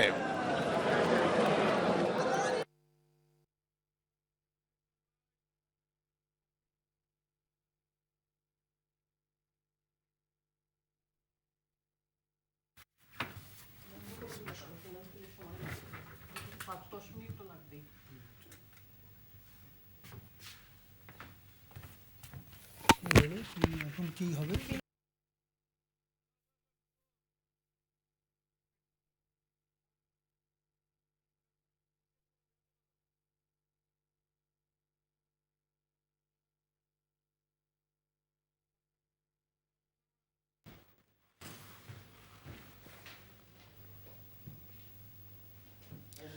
আপনারা শুনলেন, বাজেট পেশ করলেন কেন্দ্রীয় অর্থমন্ত্রী নির্মলা সীতারামন। বেশ কিছু গুরুত্বপূর্ণ কথা বলেছেন এবং এবারের যে পূর্ণাঙ্গ বাজেট পেশ করা হয়েছে লোকসভা নির্বাচনের আগে এবং সেই বাজেটের দিকে গোটা দেশের নজর ছিল। মধ্যবিত্তের জন্য ঠিক কি হতে চলেছে, সাধারণ মানুষদের জন্য কতটা মানুষমুখী এই বাজেট হতে চলেছে, সেই সমস্ত কিছু কিন্তু আজকে জানিয়ে দিলেন কেন্দ্রীয় অর্থমন্ত্রী নির্মলা সীতারামন। আমরা আলোচনায় ফিরবো। আমি আশিসদার কাছে যাব। আশিসদা, শুনলেন যে নির্মলা সীতারামন তিনি বাজেট পেশ করলেন, অমৃতকালের প্রথম বাজেট। কি বলবেন, কেমন হলো বাজেট? প্রথমে বলা দরকার যে মধ্যবিত্তদের জন্য কয়েকটা মূলত পোস্ট অফিস ব্যাংকেও হয়, তাতে জমার যে ঊর্ধ্বসীমা আগে ছিল, যেমন বয়স্কদের জন্য 60 বছর বা তার বেশি বয়সের মানুষদের জন্য ছিল একটা senior citizen savings scheme, SCSS বলা হয়।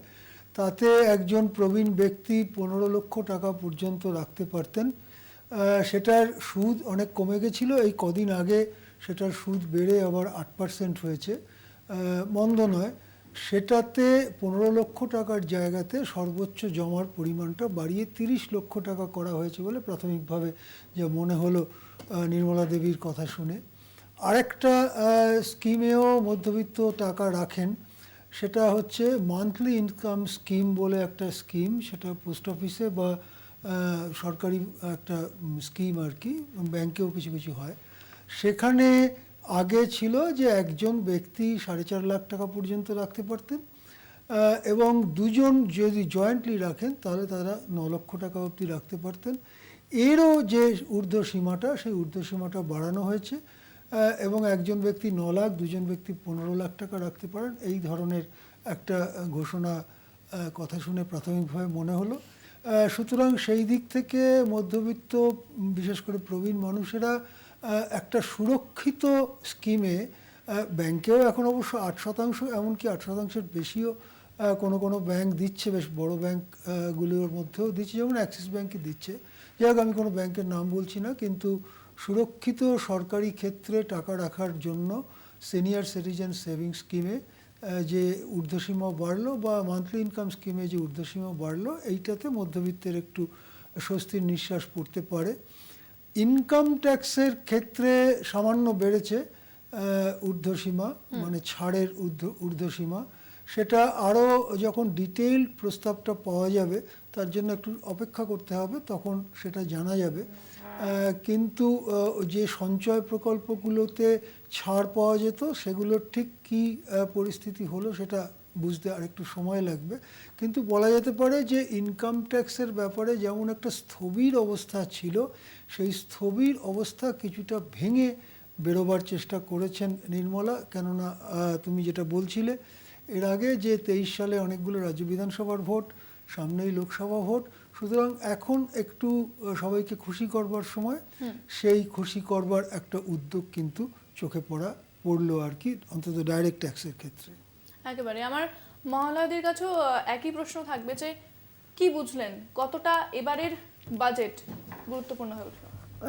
একটা জিনিস বলছি যে এই মানে সেই আমরা আবল তাবল একটা পড়েছি, এই আবল তাবল বলছি হজবরলায় পড়েছিলাম না, যে একজন অনেক কিছু নাম টাম দিত আর বাড়ির নাম যে কিং কর্তব্য বিমূঢ় দিল, বাড়িটা ভেঙে পড়ে গেল। এই সরকারের প্রথমাবধি দেখছি, আজকের বাজেটেও দেখলাম অনেক নামের বাহার শুনলাম, প্রচুর নামের বাহার শুনলাম, এবং সত্যি এখানে বসে একটু আন্দাজ করা মুশকিল যে কোনটা সত্যি নতুন জিনিস আর কোনটা পুরনো জিনিসের নতুন নাম দিয়ে এখানে বলা হচ্ছে। তো সেটা একটা সত্যি গোলমেলের ব্যাপার, এটা একটু ভালো করে ডিটেলসে না পড়ে বলতে পারবো না। দ্বিতীয়ত যেটা একদম যেটা আশিসবাবু বলেছেন, আমিও বলছি যে পার্সোনাল ইনকাম ট্যাক্স, ব্যক্তিগত আয়করের ক্ষেত্রে একটু নাড়াচাড়া হয়েছে। আগে যেটা ছিল 3টে স্ল্যাব ছিল, সেটাকে ভেঙে 5টা করা হয়েছে, এবং মধ্যবিত্তের পক্ষে মানে 12 থেকে 15 লাখকে 20% নামিয়ে আনা হয়েছে, তাদের আর 30% দিতে হবে না। এটা নিঃসন্দেহে সুখবর। কিন্তু এটা আমি ঠিক বুঝলাম না যে এটা ওই নতুন স্কিম যাতে সঞ্চয় কোনো ছাড় দেওয়া হবে না তাদের জন্য, না মানে সেই স্কিমটার জন্য, নাকি এটা সকলের জন্য, এটা আমার কাছে একটু গোলমাল থেকে গেল। যাই হোক, স্ল্যাবগুলো যে ভাঙা হয়েছে এটা একটা বিরাট বড় ব্যাপার। আর অন্য যে জিনিসটা সেটা হচ্ছে যে আমার যেটা খুব অদ্ভুত লাগলো যে অপ্রত্যক্ষ করের ব্যাপারে অনেক এতে আমদানি শুল্কের ছাড় দেওয়া হয়েছে, কিন্তু সেইগুলো সবই হচ্ছে আপনার মোবাইল, টিভি, এই ধরনের জিনিসগুলো। হ্যাঁ, আমাদের একেবারে কি বলবো যে মানে মোবাইল, টিভি এইসব বাদ দিয়েও তো আরো অনেক ভোগ্যপণ্য আছে, এবং আরো কিছু জিনিস আছে যেগুলো সাধারণ মানুষের সত্যিই কাজে লাগে, সেগুলো কিন্তু কোনো কথা শুনলাম না। হ্যাঁ, সেগুলো একটু থেকে গেল আর কি, যে সেগুলোতে সত্যি কোনো সুবিধে হবে কিনা অপ্রত্যক্ষ করের পরিবর্তনের জন্যে। হ্যাঁ, কারণ সেগুলো আলাদা করে বলা হলো না।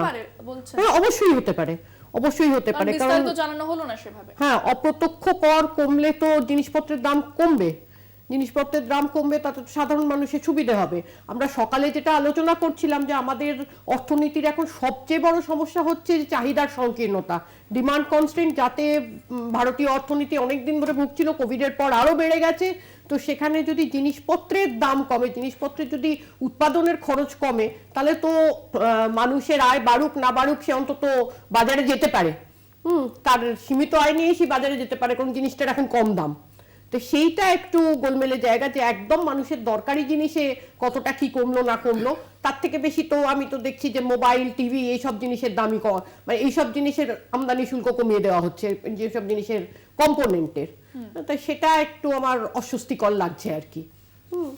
আর তো অনেক রকম কথা বলা হলো, এখন খুব সঙ্গতভাবেই পৃথিবীকে রক্ষা করার জন্য এখন আমরা নানান রকম বায়ো এর কথা বলি, বলেই থাকি যে আমার বায়ো ফার্টিলাইজার বাড়াতে হবে, বায়োফুয়েল বাড়াতে হবে, করতে হবে, তমুক করতে হবে। কিন্তু এইগুলোকে আমি যতক্ষণ না কমার্শিয়ালি ভায়াবল করছি, এগুলো কিন্তু খাতায় কলমে থাকবে, কাজে হবে না।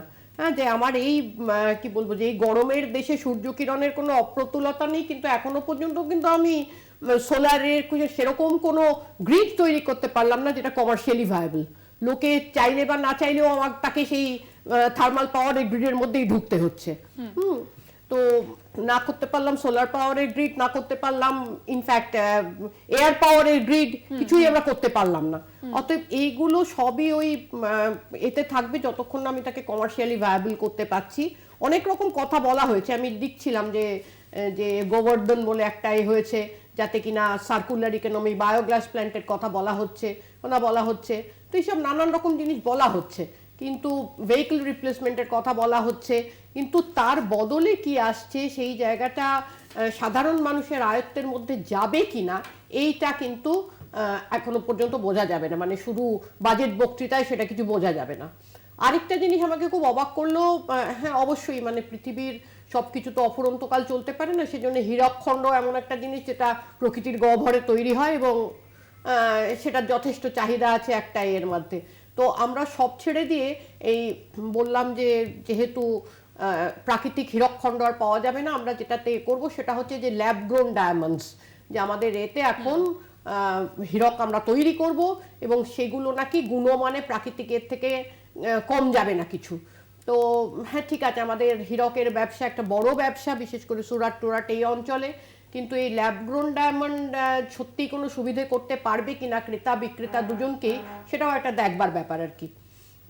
এটাও বাজেট বক্তৃতা থেকে পরিষ্কার হলো না যে ঠিক সেটার কতটা পরিধি, কতটা তাতে কতজন মানুষের ক্রেতা এবং বিক্রেতা হিসেবে সুবিধা হবে, সেটা কিন্তু খুব পরিষ্কার হলো না একেবারে। আমি আশিসদার কাছে আবার আসবো যে প্রযুক্তি নির্ভর এই কথাটা কিন্তু আমরা অনেকবার শুনলাম, সেটা কৃষি ক্ষেত্রে হোক বা শিক্ষা ক্ষেত্রে হোক, অর্থাৎ বলা হচ্ছে প্রযুক্তি নির্ভর একটা নলেজ বেস, এবং সেক্ষেত্রে কৃষি ক্ষেত্রে যদি দেখি ডিজিটাল মাধ্যমে একটা কথা উঠে এসেছে, সে বিষয়ে কি বলবেন Ashis?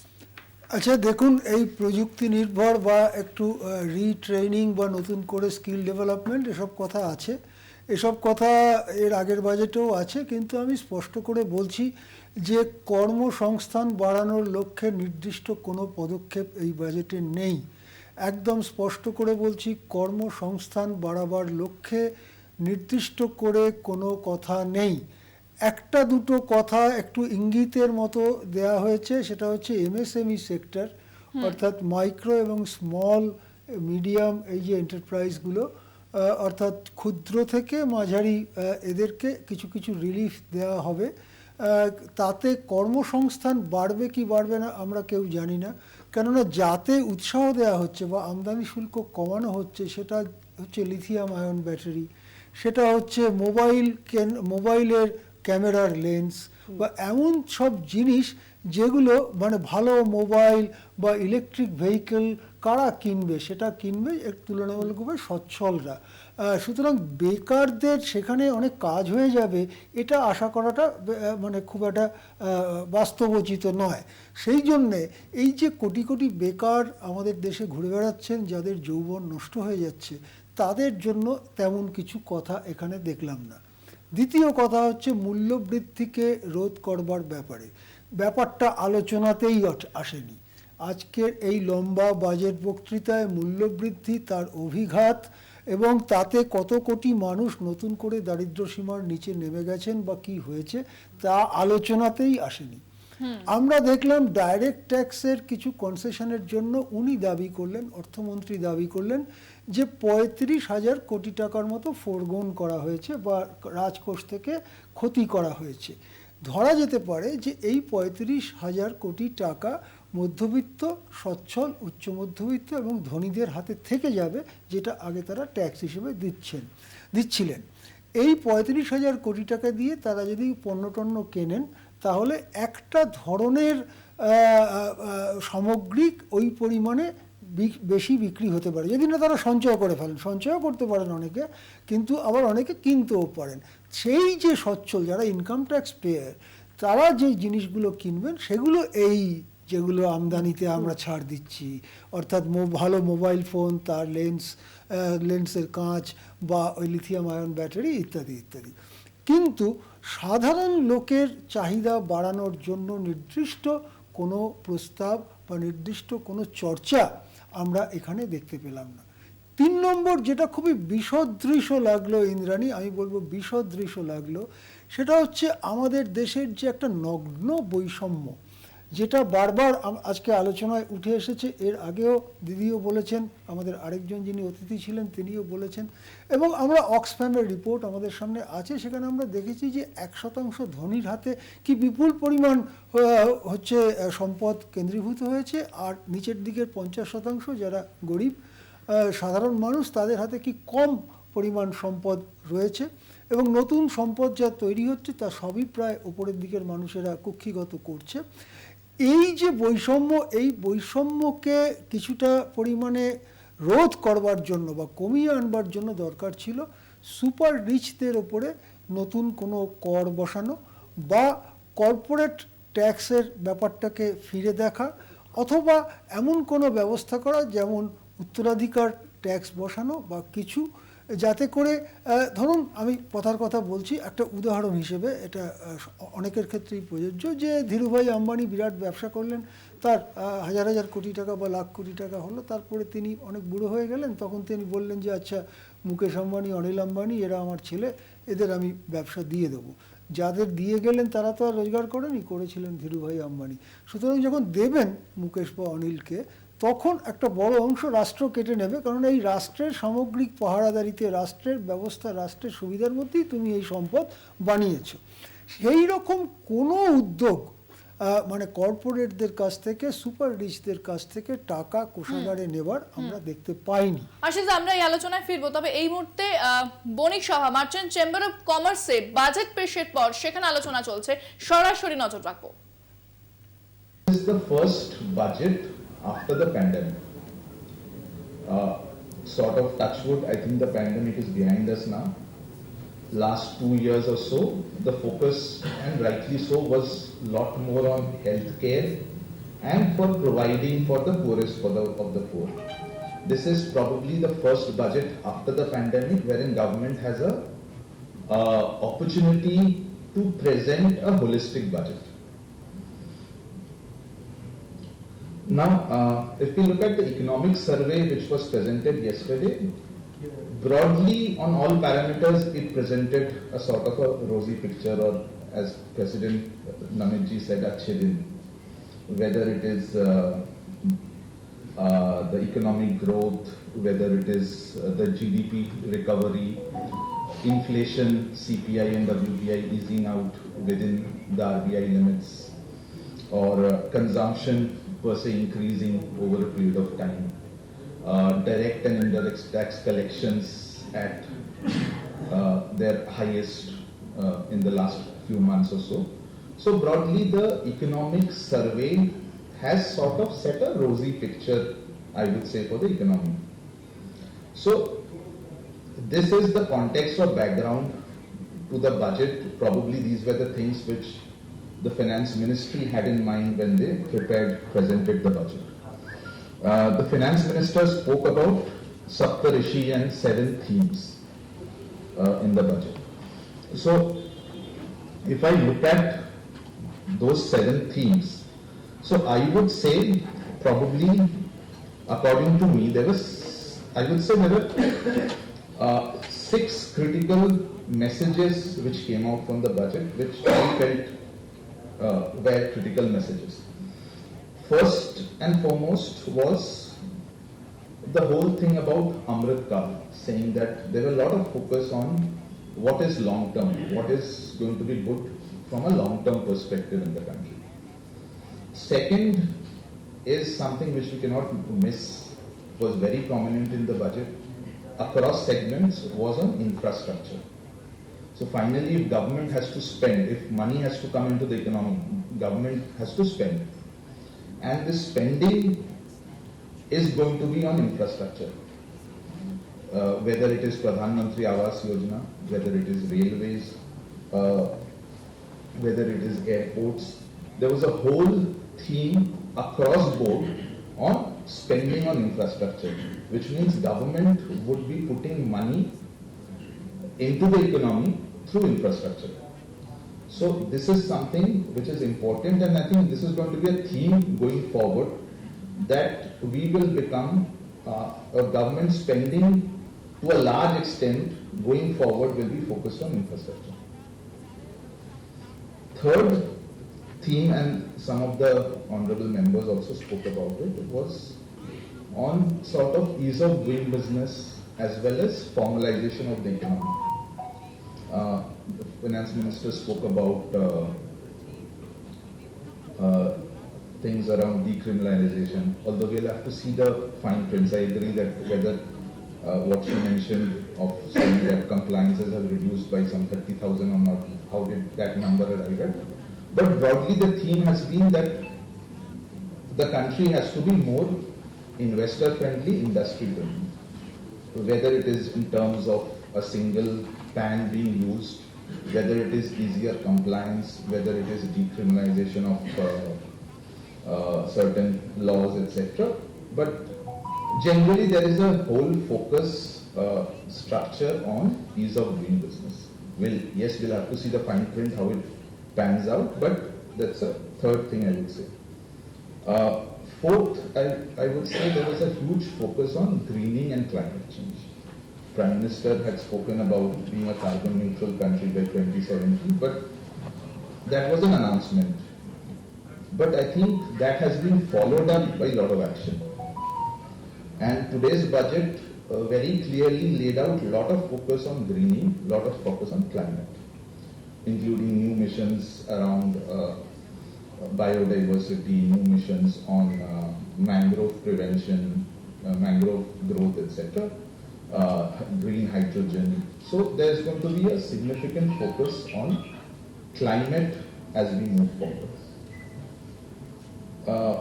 Fifth, I would say, across the board there was a lot of focus on digital and data. For anything and everything, there was a focus of saying that can certain things be standardized, can departments and systems talk to each other that you don't ask for the same data again and again, can there be common databases created,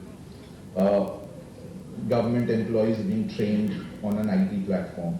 So across board, across theme, there was a focus on digitization, and that has been also a focus of this government over a period of time.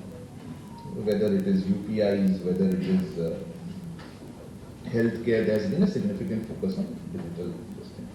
And last, I think, to some extent, definitely, this was a budget for elections, wherein they very clearly laid out the focus group, which is going to be farmers, which is going to be certain marginalized sections, and which is going to be women.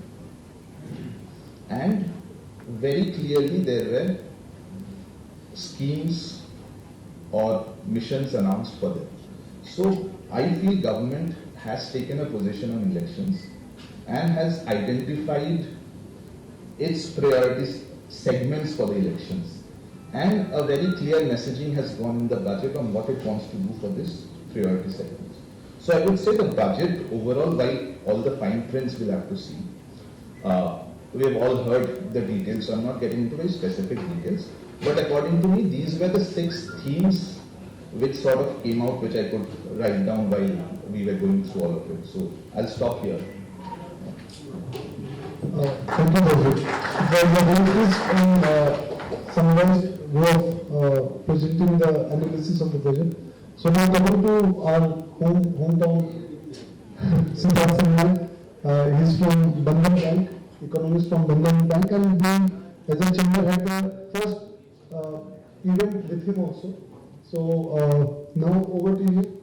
As you were also commenting that the announcements are good, but where is the money? So over to you. Yeah.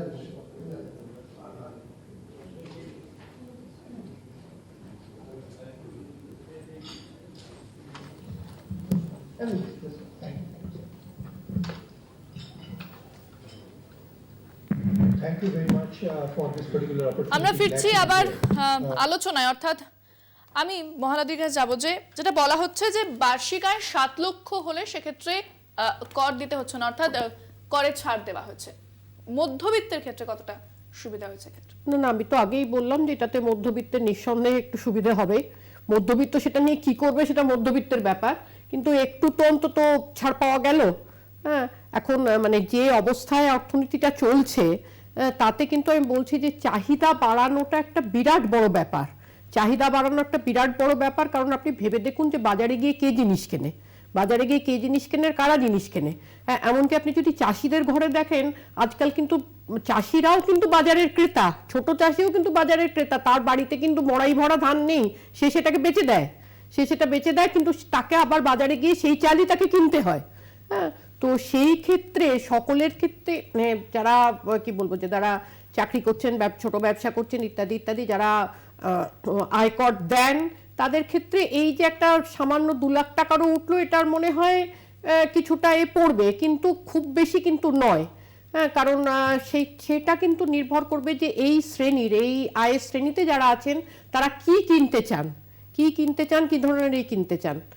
আর যদি আমাকে একটু দেন তাহলে আমি একটা জিনিস বলবো যে আমাদের কিন্তু এখন কল্যাণ আর উন্নয়নের এটাকে ঘেঁটে দেওয়া হচ্ছে।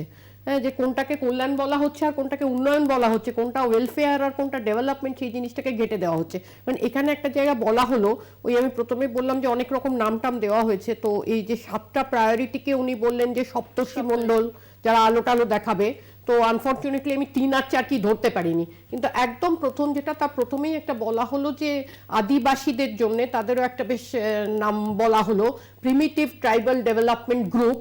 তো তাদের জন্য বলা হলো যে তাদের নাকি বাড়িঘর করে দেওয়া হবে, তাদের শৌচালয়ের ব্যবস্থা করে দেবে, অমুক করা হবে, তমুক করা হবে, সেরকম অনেক কিছু বলা হলো। হ্যাঁ, তো কিন্তু এইটা কিন্তু একটা ব্যাপার যে তাই এই যে আমাদের মূলবাসীরা, মূলনিবাসী, আদিবাসী যে নামেই তাদের ডাকি, তাদের কিন্তু একটা সমাজ আছে, তাদের কিন্তু এক ধরনের কি বলবো যে হ্যাবিট্যাট আছে, বাসস্থান আছে, তাদের এক ধরনের জীবনধারা আছে। সেই জীবনধারাটা কিন্তু একেবারে জল জঙ্গল মাটির ওপরে নির্ভরশীল। তো এবং আমার যতটুকু আদিবাসী এর সঙ্গে পরিচয়, তারা কিন্তু খুব পরিষ্কার থাকেন, যেটা আমাদের মানে নাগরিক দৃষ্টিতে একরকম, কিন্তু তাদের সুন্দর সাজানো কুটিরগুলো, আলপনা দেওয়া এগুলো, হ্যাঁ, সবই কিন্তু তারা প্রকৃতি থেকে আহরণ করেন। এখন যদি আমি মানে তাদের সেই জল জঙ্গলের অধিকার থেকে বঞ্চিত করে আমি তাদের বলি যে পাকা বাড়ি বানিয়ে দেবো আর বানিয়ে দেবো, হ্যাঁ, তাহলে কিন্তু সেটা আমি তাদের উন্নয়নের দিকে নিয়ে যাচ্ছি না। হ্যাঁ, সেটা কিন্তু একটু বুঝতে হবে। এবং এই সরকারেরই আছে যে এদের নিয়ে যারা বলছেন তারা আবার নানান রকম নামে দাগিয়ে টাগিয়ে জেলে টেলে পুড়ে রাখছেন। তো সেখানে শুধু এই কথাগুলো শুধু মুখের কথা কিনা, বা এইটা করে তাদেরকে আরো অসুবিধার মধ্যে ফেলছেন কিনা, তাদের জল জঙ্গলের অধিকার কেড়ে নিয়ে তাদের বাড়ি টাড়ি বানিয়ে দিয়ে। আমি কিছুদিন আগে একটু এই অঞ্চলে গিয়েছিলাম, সেখানে গিয়ে দেখলাম যে খুব অদ্ভুতভাবে যে তাদের সেই সুন্দর মাটির বাড়ি, মাটির এগুলো ভেঙে টেঙে দিয়ে প্রধানমন্ত্রী আবাস যোজনার নামে ইট বার করা কিছু জিনিস তৈরি করে দেওয়া হয়েছে। সেটা কিন্তু কোনো মতেই উন্নয়নও নয়, এবং যেটা দিয়ে ওনার সপ্তর্ষির ওনার প্রথম যে ঋষি ইনক্লুসিভ ডেভেলপমেন্ট, তার মধ্যেও কিন্তু পড়ে না। সেটা কিন্তু হচ্ছে তাদের এর থেকে তাদের বিচ্ছিন্ন করে দেওয়া। এটা কিন্তু একটু বলা দরকার, যে শুনতে খুব ভালো যে আমরা আদিবাসীদের জন্য বাড়ি তৈরি করে দেবো, একলব্য স্কুলে তাদের নিয়ে যাব, কিন্তু সেটা তাদের জীবনের সঙ্গে সঙ্গতিপূর্ণ কিনা এটা কিন্তু ভেবে দেখতে হবে। এটা কিন্তু একেবারেই দিল্লিতে বসে উন্নয়ন দেখা দেখে না দেখা, মানে কি বলবো যে তাদের জীবনধারা না দেখে তাদের বলছি আমি উন্নয়নের মধ্যে নিয়ে আসছি, কিন্তু আদৌ উন্নয়নের মধ্যে আমি কিন্তু আনছি না। একেবারে আমি আশিসদার কাছে আবার যাবো। আশিসদা, আপনি যেরকমটা বলছিলেন যে কর্মসংস্থানের বিষয়টা কিন্তু ক্লিয়ার হয়নি এই বাজেট পেশের পর, এবং মূল্য বৃদ্ধি নিয়ে কোনো আলোচনাই হয়নি, যেটা সাধারণ মানুষের মূল মাথা ব্যথার কারণ। হ্যাঁ, এই কথাটা বলার আগে আমি ওই সকাল থেকে যে দিকটা একটু নজর রাখছি, এটা বড় ব্যাপার ঘটে চলেছে আমাদের অর্থনীতিতে। আদানি গ্রুপের প্রায় সব কোম্পানি বিপুলভাবে পড়ছে, এবং এই মুহূর্তে দেখতে পাচ্ছি আদানি গ্রুপের যেটা ফ্ল্যাগশিপ কোম্পানি বলা হয় আদানি এন্টারপ্রাইজেস, সেটা এই মুহূর্তে এখন কটা বাজে, এখন একটা প্রায় বাজে, এখন 5.5% পড়ে গেছে। 5.5 এরকম একটা দৈত্যাকার কোম্পানি 5.5% পড়েছে, অর্থাৎ গত দুদিনে নানান কায়দা কানুন করে যে 2-2.5% করে গ্রোথ এনেছিল, সেটা অলরেডি লস্ট হয়ে গেছে এই ঘন্টা কয়েকের ট্রেডিংয়ের ফলে। এখন ইন্দ্রাণী যে প্রশ্নটা, আমি বলছি যে সমস্ত কোম্পানি পড়ছে, এসিসি সিমেন্ট থেকে শুরু করে সমস্ত আদানি কোম্পানি। এখন যে কথাটা তুমি বলছিলে মূল্যবৃদ্ধির ব্যাপারে কোনো আলোচনা করা হয়নি, এবং হাবভাবটা দেখে মনে হলো যে ওটা তো আমরা ম্যানেজ করে ফেলেছি। কোনো বিশেষজ্ঞ মনে করেন না ম্যানেজ করেছেন। এটা ঠিক যে রিজার্ভ ব্যাংক বারবার কতগুলো পদক্ষেপ নেওয়ার ফলে, বিশেষত রেপো রেট বাড়াবার ফলে, রিভার্স রেপো রেট বাড়াবার ফলে যে তুঙ্গ অবস্থায় চলে গেছিল খুচরো মূল্যবৃদ্ধি এবং পাইকারি মূল্যবৃদ্ধি, সেটা কিছুটা গত 1.5-2 মাসে মাথা নুইয়েছে। আমরা ডিসেম্বরেরটা আমরা জানুয়ারিরটা কিছুদিন পরে আমরা জানতে পারবো, কিন্তু মূল্যবৃদ্ধি যে একটা ক্রনিক প্রবলেম তৈরি করেছে এ ব্যাপারে বিশেষজ্ঞরা খুব একটা দ্বিমত নন। সুতরাং যে কোনো মুহূর্তে আবার মূল্যবৃদ্ধি মাথাচাড়া দিতে পারে। এর দুটো কারণ, একটা হচ্ছে যোগানের সমস্যা একটা কারণ, তাতে আন্তর্জাতিক যে জিওপলিটিক্যাল পরিস্থিতি রয়েছে বা যুদ্ধের পরিস্থিতি রয়েছে, সাপ্লাই লাইন ভেঙে যাওয়ার পরিস্থিতি রয়েছে, সেইগুলো যেমন রয়েছে, তেমনি আমাদের দেশে উৎপাদন শিল্পের মধ্যে নানান সংকটের কারণেও যোগানের সমস্যা রয়েছে। এই সব কারণে এবং আরও নানা রকম অসাধু প্র্যাকটিস, যেটাকে আমি খুব ডিটেলে বলছি না, কিন্তু অসাধু প্র্যাকটিসের কারণেও, অসাধু পদ্ধতি অবলম্বন করেও দাম কৃত্রিমভাবে বাড়াবার প্রক্রিয়া চলছে দেশে। সুতরাং এগুলোতে গভর্নমেন্ট ইন্টারভেনশন, সরকারের হস্তক্ষেপ অত্যন্ত জরুরি ছিল এবং অন্তত সেটা নিয়ে একটা চর্চা, বাজেটেই সব জিনিস করা যায় না, কিন্তু একটা চর্চার দরকার ছিল যে আমরা মূল্যবৃদ্ধি সম্পর্কে সচেতন এবং আমরা এর বেশি বাড়তে দেব না বা কিছু। এই ধরনের সমস্ত চর্চাটাই যে এড়িয়ে যাওয়া হলো, এটা বেশ বিস্ময়ের ব্যাপার। এবং সেখানে সব নানা রকম, ওই যেমন ম্যাডাম বলছিলেন যে সব নাম দিয়ে, সব কি একটা সপ্তর্ষি নাম দিলেন, কি একটা কতগুলো শস্যকে শ্রীটি নাম দিলেন, হ্যাঁ, এই যে নামকরণ, মানে নিজের সন্তানের নাম দেওয়াতে যে বিপুল আনন্দ, সেরকম নানা রকম নামকরণ দেওয়ার মধ্যে বাজেটটার একটা মূল অধ্যবসায়টা চলে গেল। এবং আসলে যে সমস্যাগুলো আমি আগে কর্মহীনতা নিয়ে বলছিলাম, সেগুলো চর্চিত হলো না। এটা বেশ আমাদের চিন্তায় রাখছে ভারতের অর্থনীতির ভবিষ্যৎ নিয়ে। হ্যাঁ ইন্দ্রাণী, একেবারে। এবং মহলাদি কি বলবেন এবারের বাজেটে, যদি আমাদের কাছে সময় খুবই কম রয়েছে, কি কি হাইলাইটস থাকছে? না, আমি আশিসবাবুর কথা টেনে নিয়ে একটু খালি বলছি যে এই যে মূল্যবৃদ্ধির ব্যাপার, আমি বললাম যে অর্থনৈতিক সমীক্ষাটা আমি খুব ভালো পড়ার সময় পাইনি, যেটুকু দেখেছি এই জায়গাগুলোই দেখছিলাম। তো এই মূল্যবৃদ্ধির জায়গাটা দেখলাম যে মূল্যবৃদ্ধিগুলোকে হাইলাইট করা হয়েছে, যেগুলোকে তারা ট্যাকেল করবে বলছেন, তার কোনোটা কিন্তু সাধারণ মানুষের কাজে লাগে না, আমি বলছি আম জনতার কাজে লাগে না। হ্যাঁ, কোনো জায়গায় কিন্তু খাবার জিনিসের দাম কি, পরার কাপড়ের দাম কি করে কমানো হবে, হ্যাঁ, তার গল্প কিন্তু কিচ্ছু নেই। যেসব জিনিসের দাম কমানোর ব্যাপারে সরকারের উদ্যোগের কথা বলা হয়েছে, সেগুলো কিন্তু ওই ওপর তলার লোকেদের জন্য। হ্যাঁ, এটার থেকে আমি প্রথমেই যেটা বলেছিলাম সকালে, যে কিছুটা এই হিসেবের মধ্যে থেকে অভিমুখটা বোঝা যায়। বাজেট পেশের পরও একটা বৈষম্য থেকেই যাচ্ছে। একদম বৈষম্য কমানোর তো কোনো গল্পই নেই। এমএসএমইর কথা হলো, এমএসএমইকে বলা হলো কোভিড কালে যারা কন্ট্রাক্ট রাখতে পারেনি তাদেরকে ছাড় দেওয়া হবে। হ্যাঁ, কিন্তু সেই কোভিড কালটা কত দূর, তাতে কি ধরনের কন্ট্রাক্ট, হ্যাঁ আমি বলছি না যে সবকিছু একটা বাজেট স্পিচে থাকবে, কিন্তু একটু বোঝার দরকার ছিল যে কোন ধরনের এমএসএমই কি কন্ট্রাক্ট ফেল করেছে, তার জন্য তাকে 95% তাকে ফেরত দেওয়া হবে, এটা কিন্তু একেবারে পরিষ্কার হলো না। হ্যাঁ, অতএব এমএসএমই যারা চালান, এমএসএমইতে যে ধরনের লোকেরা কাজ করেন, এই 95% ফেরত পেলে তাদের ঠিক কি অর্থে তারা সুবিধা পাবেন, এটা কিন্তু বোঝা গেল না। মানে যেটা আমার খুব অস্বস্তিকর জায়গা মনে হচ্ছে যে ওই ভোটের বছরের বাজেট বলে তার মধ্যে বেশ কিছু এই জিনিস ঢুকিয়ে দেওয়া হলো, কিন্তু তাতে সত্যি সত্যি সাধারণ মানুষের, অবশ্য আমি মনেও করি না যে এই সব ছাড় পেলেই ভোটের রেজাল্টের ওপর তার বিরাট কোনো ইম্প্যাক্ট পড়বে। ভোটের রেজাল্ট অনেক সময় যখন ভোট তখনকার তাৎক্ষণিক ব্যাপারের ওপরে এ করে হয়।